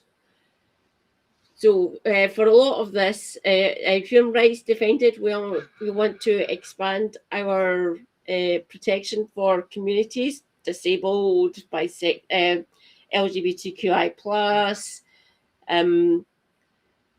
POC people of colour, other minorities, because there's quite a lot. We want to expand that to bring them under an umbrella to look after them, defend them, give them human rights, blah, blah, blah. But then again, we come up against Westminster. You can't really have a vape display ban, because the only way you can do that is ban vape shops from having window displays. That's just an niggling bit. Yeah, human rights, defence, social impact bonds. It's all good stuff. I don't know what a football fan bank is. No idea. Public sector reform, land reform, support for islands. I mean, it ticks a lot of the right stuff. Phone ban in classrooms is just sensible, really. Yeah. Although, devil's advocate, a while, remember, we are using phones not as phones, but as pocket computers. There are times when phones need to be used as phones regards emergencies. But look, I'm niggling like I'm talking to a tabloid person, and I'm not really. Yeah, so I mean, this is all like just good, fun stuff. Artist minimum income. So this has yielded great results in the south of Ireland, where they have like a minimal fund for artists. They get paid a baseline income just for practicing their art, and it was trialed very successfully last year, and it is now a thing. Yeah. I like that one, artist minimum income. I appreciate that. That is good. That's people like yourself, people like Jenny and Alex, people like PJ. So I like that artist minimum income. That's good. I appreciate that one. Oh, that will be a good one. Oh. So let's see. Check out the Gov.ie page and see how. No, actually, I don't. I want it explained to me in nice, simple terms. Citizens information. Okay, it won't be pretty, but yeah, it'll be simple. So there we go. Payment of €325 a week to artists and creative arts workers. Yeah, so it was piloted over 3 years, 2022 to 25. And it's just a fantastic opportunity to reward artists for the wealth that they generate for cities and communities. And it's a way to sustain them and keep them going. It's very tempting to move to the Republic of Ireland with that sort of offer going around. I don't know if I'd still be. Quite decent. I don't know if I'd still be regarded as an artist. They have a very different. I suspect the arts establishment has a very different view of YouTubers.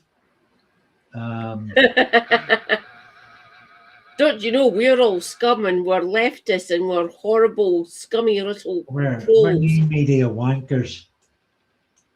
Yeah. I'm an artist. So there. There's a nice person against the green screen playing guitar.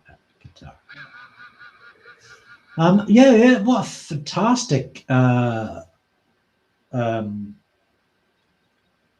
offer, this basic income for artists. I just went and checked there. So €325 is basically £280 a week. Yeah. Better than a kick in the teeth, I guess. Luke writes, well, you're a writer too, Andy, and he's quite right. He's quite right. I forget from time to time. So here is Coastlines After Dark, my relatively new book.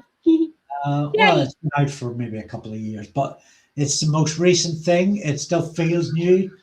I mean, it's it's not essential, but it's so fun that it kind of feels essential in a pop culture sort of way. Luke, I bet Luke has read this or has read some of it. Tell him in chat.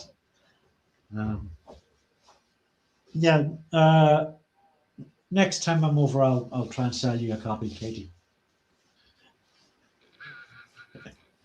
But you can buy one if you search Coastlines After Dark on Amazon, or actually Books to Read, Books to Read it's called. And you can get it in all manner of formats: paperback, hardback, yada yada yada. Thank you. All manner of stuff. It's a lot of fun. It's got that sort of Rangy kind of thing to it, and as Luke says, it's a wonderful homage to Baywatch Nights. Did you talk about Baywatch Nights, Katie? Help. Okay, let's clear the political timetable and talk Baywatch Nights. Baywatch Nights has a very special place for people who know as one of the worst TV shows ever made in a very, very entertaining way most of the time. So you all know Baywatch. Tits out for the lads. David Hasselhoff swims and saves people from sharks. Rippling abs. Abs everywhere. Baywatch Nights is its lesser-known spin-off, where Hasselhoff's character Mitch, as well as being a lifeguard during the day, runs a detective agency that solves crimes at night. He doesn't sleep, right? And so in the first series, the crimes would be often badly written. Villains would like rob banks on roller skates, so they'd be a bit odd. They'd maybe have to go and work in call centers. It had its own kind of charm about it. The second series, though, the game completely changed because they realized that they were tanking in audience numbers. Nobody was watching. Luke says season 1 was Poor Man's Miami Vice. Yep, that's a really good analogy. Season 2 was the Poor Man's X-Files. The X-Files was huge when this aired, so they tapped into is this the mid-90s? Is this the mid-90s then? Yeah. Yeah, right. And it was kind of appalling in a really mostly enjoyable way. Actually, important addendum, I wouldn't recommend you watch it on your own. Bring company. It'll be actually fun that way. Roll out every sci-fi, fantasy, supernatural trope: ghosts, mummies, zombies, sea monsters, and David Hasselhoff fought them all. Wombles? What? Werewolves. Werewolves, yes. Did I say vampires? Telepathic children, aliens. It's all the tropes. Fight all those. He is both Mulder and Scully. Yeah. Interesting. Hasselhoff gets possessed by a demon. What the fuck? He does the the Bizarro Spock thing. Yeah. It's just a joy to watch. And actually, if you've another recommendation, you probably have no time to watch these because they're 45 minutes each. So yes, you can read my homage to them, Coastlines After Dark. But if you prefer something audio video in like 12 minutes, do subscribe to Alison Pregler on YouTube, also known as Movie Nights, the series. Alison, mad cat that she is, has dedicated maybe a decade or more of her life to reviewing every single episode of Baywatch in 12 minutes with comedy expertise and also Baywatch Nights. So, I have enjoyed quite a few days just binging these videos for hours on end. If I It's a get- really good way to if spend you- an evening. She's very entertaining. I want to make sure her. Yeah, I think so. Yeah. I think so. Right, I need to go and see that. Being able to basically digest and do like a like comedy in 12 minutes about Baywatch or Baywatch Nights. Well done. Round of applause. Yeah. Alison's very, editing must be very on spec. inclusive. She runs a very inclusive community. Sweet. Nice one. Good to know. Focus on equality. Post link. Incredibly entertaining and educational. Post link in chat and post link in Discord for Mad Cat. Yeah.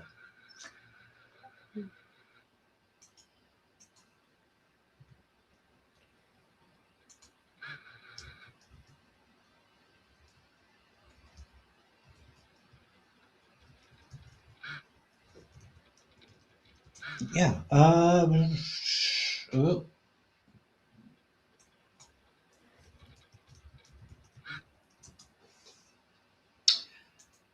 Yep. If you type Alison.com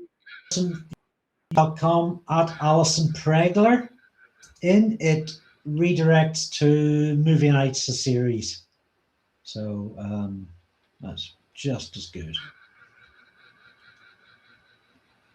Thank you so much.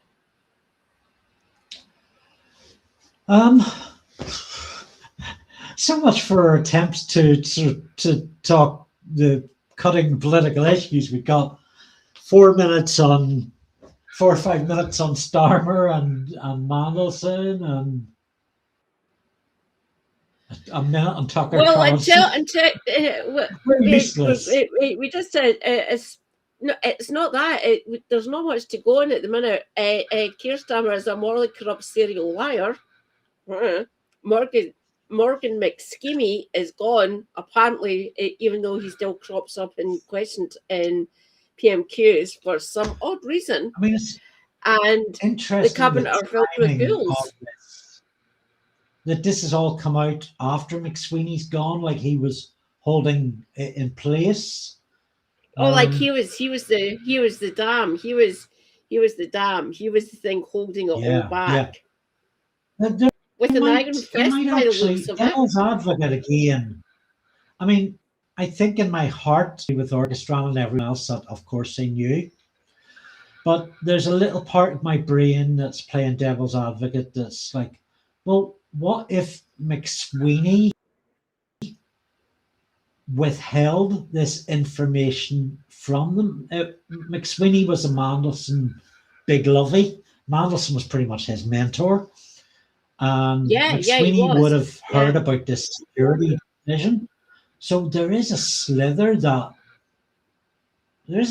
of me that says, I don't believe it though. I think they must have known. But certainly no. I can see needs to be pulled out of hiding and dragged across the coals for this. I've kept on saying, my phone got stolen. Oh no, not in that street that I first told you about. No, that street over there. No. I'm still saying he either chucked it into the Thames or it met the business end of a hammer. Oh yeah, absolutely. I suppose it would be easier just to chuck it into the river. Yeah. I mean, you ought to see, I've got my Kindle here, and look at this. It's got bits out of it. Yeah. Look what I've done to this. Look. And it still works fine. I use it every day. Cool. It's cracked the fuck, yeah. As long as you can still use it, yeah. Yeah. So, I mean, Morgan McSweeney didn't step on his phone or whatever.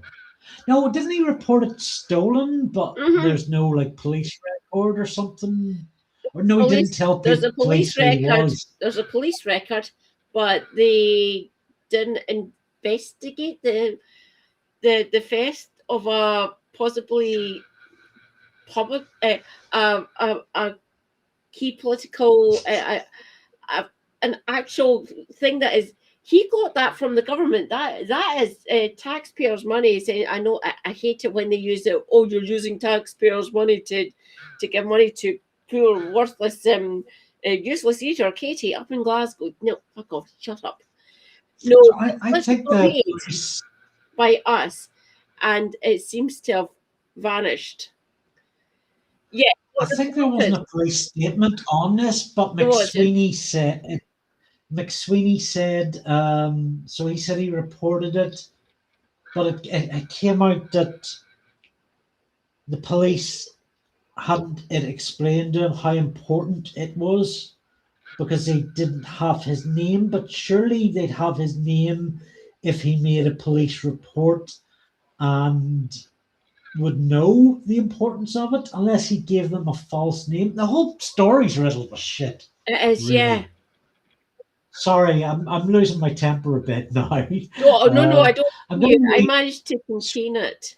I contain it because us Scots over the centuries we've had to actually control ourselves, because if you piss us off, if the wider political establishment here in the UK start pissing us Scots off, it's not really worked out well for you in the past, has it? I'm not saying you personally, Andy, but the wider political and society structure that permeates these isles.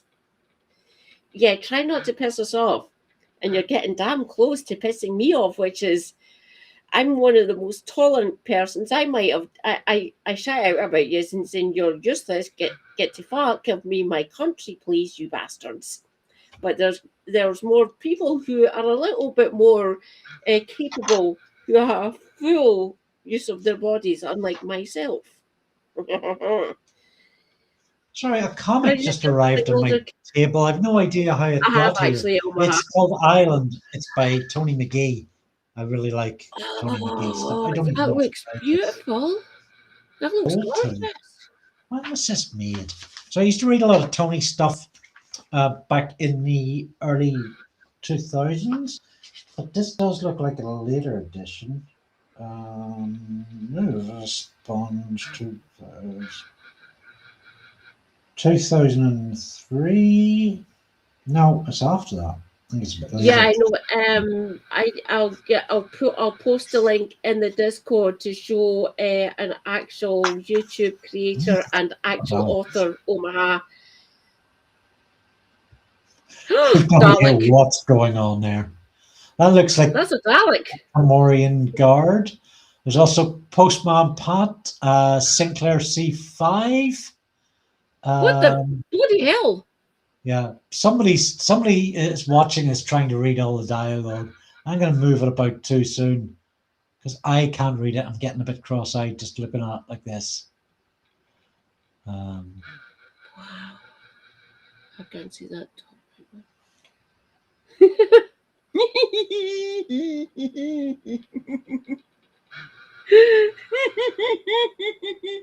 Did you get it? Did you read it? Yeah, I can read it. Yeah. What's on this then? I can't see far away. I can see up close. So short-sighted. I need my glasses to see the distance. But yeah, I can read that. That's another one I should get a link in chat. Tony, this is a bit unusual for Tony, funny because he usually does sort of dark noir, but like with a countryside rather than a city emphasis. Oh, nice. That might be quite cool for me to read. Island is a good title for a book by him. There's some sort of, reasonably close to the tone of stuff he regularly does. And I can tell this is a bit later because it's got, the art style is not incredibly different. It is a little bit more polished, but the cover is quite lovely. And I can tell the changes on the cover. The cover is beautiful. It's simplistic looking, but it's elegant. It is beautiful. I hope I haven't offended anyone there. I'm going It looks gorgeous. I think I haven't kept it. read this. I'm going to review this in a future Sunday Comics. So the next, maybe even next week's. That's not a bad idea. I don't know what we're going to do next week. We're both really, well, I think we both really want to get back to doing a Victorian villainy. So yeah, you want to do Churchill, I want to do Shell Crisis. We're both fine with either. It just really does depend on our workload. It does, yes. But we're going to try either next week or the week after.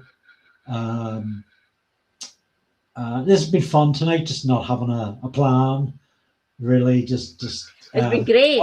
Yes. We had a bit of a plan. We stuck to half of it, and it was mostly about me and like narcissism. So that all worked out very well. My ego got stroked. You all agreed I am the winner. And you all agreed I am the hero, and I will accept that responsibility. So yeah, that's good, Omaha. Yeah, nice one. It's going to be a major show in about 3 weeks. Yeah. Okay, right. I want to get you on for my live stream, because I was expecting them to do the count. So the vote Thursday, the 7th of May, polls close at 10 p.m. and they usually do the constituency votes, the ones that are done first past the post. They're not. The count starts at 9 a.m. on Friday, the 8th of May, and I will be going live at roughly around then. I want to bring you on so you can actually watch me get absolutely pissed off with how Scotland votes. Hopefully, it will be mostly good, but I don't know. I don't know. I can't give you a yes at this point. Just because that's fine. No. So in it's an open offer. Did you say a Friday? Yeah. Yeah. Friday the 8th. So yeah, and that week, like I'll be doing exactly the same as you, but I'll be packaging the content together for Saturday. So I might have a lot of last minute stuff that I have to do. So if I do come on, it's likely to be a short, like maybe under 20 minutes kind of thing. No problem. But I'm still on for doing a live stream on a Saturday night, if you have me. Of course, also, like in the weeks after that, I'd be quite up for doing a second live stream or a part of one, coming on as a guest in that. Yes, Davinia, we're still here.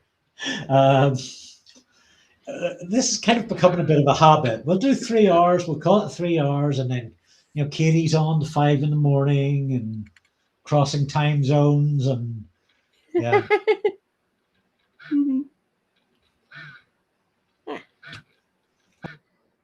Katie. Yeah, Davinia. Anything at the moment?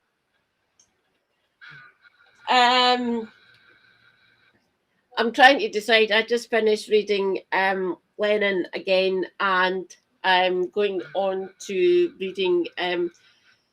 If anyone notices what my avatar is on Discord, it's the cover of Rosa Luxemburg's Reformer Revolution. So I'm going back to my lovely Red Rosa. Praise be, that woman was a fucking god in my eyes.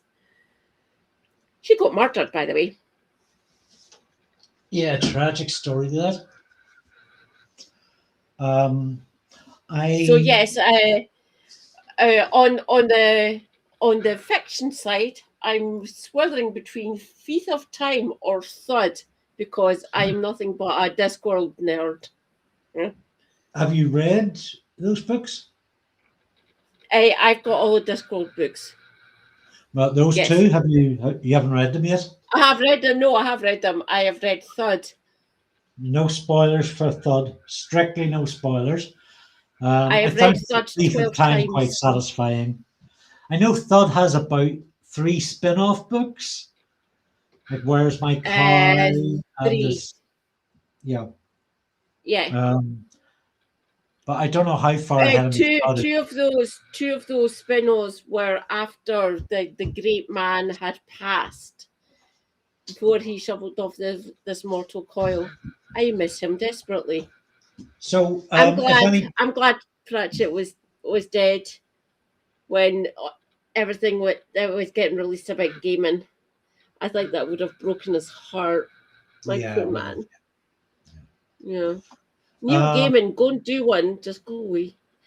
That book is amazing. It is amazing, yeah. It feels like it's gonna be one that's gonna like just resonate. Like I enjoyed it when I read it, but I feel in the months ahead it's gonna like grow in my mind as even greater. It does actually, yeah. Small Gods was very much that way, and this has a lot in common with Small Gods. But it does, yes. It seems much more. The point I made the main point I made to PJ in our podcast is that in this book, the plot, there's a lot of sort of jumping the shark, but it's because the plot serves the message. There's so many things that Pratchett's saying in this, and he doesn't care where the plot has to go in order to say them, and it works for the best. It does, yes. Because there's a part of my brain that critiques story structure and will come down hard when something isn't in the rules. But when I tried to apply it to this book, my heart wasn't in it. He's doing, the point is the message. And if you don't have that, plot doesn't mean shit. So this will be out for patrons Sunday or Monday. We'll be reviewing this. For the rest of you at Discworld GNU on YouTube, or I've Never Read Discworld on your podcast platforms, should maybe Wednesday or Thursday I'll put it out. My current reading is Rommel the Wolf Boy, the new graphic novel by Ed Hillier, aka Ilya. I'm not quite sure what it's about. Early pages have a bit of a emphasis on a secret, but it's got this. So it's about a carnival. There's a boy wolf kind of blend, and there's this seems to be a lot of red colored pencils, which give us sort of a raw, organic kind of feel to it. Yeah. Rather than digital comics work can be made to look absolutely beautiful and non-tech. It can still give you that connection, but by the same token, colored pencils can still reach, can still hold their own, that sort of what they evoke. So that's my current big read. But I was just going to plug Sunday Comics again. Tomorrow morning's one is twofold strand that might interest you. So one is a review of a short comic about autism and spectrum. Ooh. The other is a review of about 6 mini comics from 2024 as part of a campaign called Comics to Your MP, which was a new intakes of MP, and cartoonists made comics about things they wanted to say to him. So there's about 6 mini comics I'm reviewing. All of them are available for free online. So even if you don't want to watch my video, go in, check the descriptions, click on the links. But there's some really good stuff.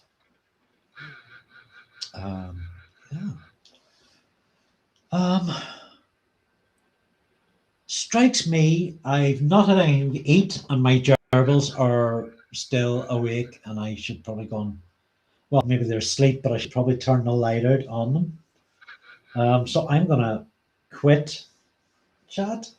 Thank you, everybody who's joined us tonight. Thank you, Katie, for being an excellent co-host. You're welcome.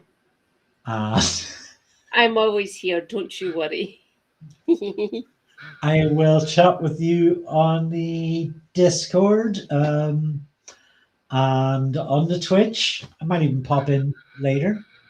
Cool. I'm going to be carrying on. I'll do some more Scottish politics and stuff, and check in and maybe do a couple of things about our current Prime Minister.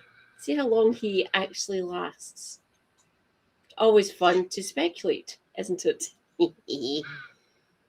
Has it been a blast? Thank you, Luke. Much appreciated. You're welcome, Omaha. If you want to carry on, you can go and find Kitty on twitch.tv at madcat79scott or on YouTube at youtube.com/@kittymarshall3430. No. Katie Marshall 4340. 4340. Any Illuminati significance in those numbers? And the YouTube, the Twitch one, I chose myself because Mad and Cat, easy to remember that. 79, obviously in the year I was born, and Scotty I because of the Scotty I tribe that left Ireland and came over to Scotland, and most of them moved over and became Picts, and I'm Pictish and Scottish. I don't know. And help me remember the YouTube, youtube.com/@kittymarshall. 4340. Is that your PIN number? No, it's not. Trust me, it's not. No.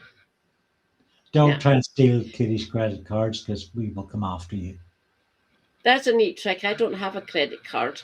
Fooled you, thief. Now we've unthiefed you. Super Happy has a credit card.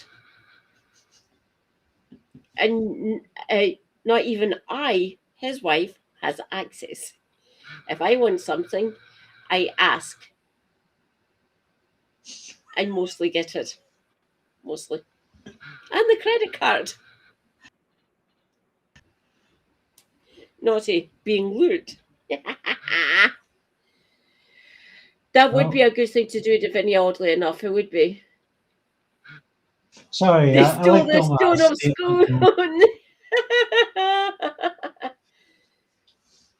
Right. And the people who tried to rescue it from London got charged, but they dropped the charges and still kept the stone of Scone or Destiny down in London.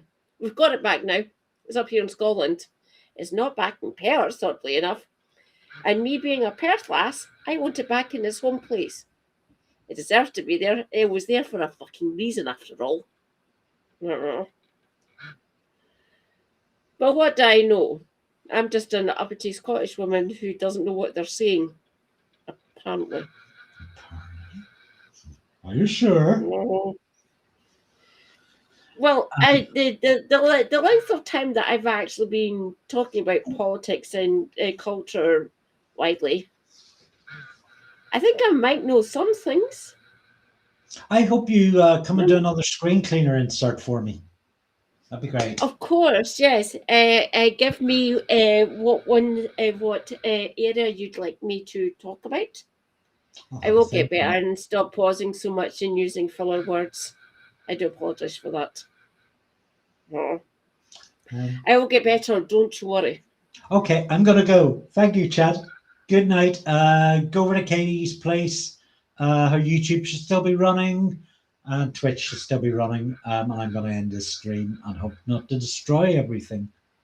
Oh, and we only watched about a third of Screencleaner. The rest that's kind of representative of the rest of it. So we'll check that out sometime. Night, folks. I'll come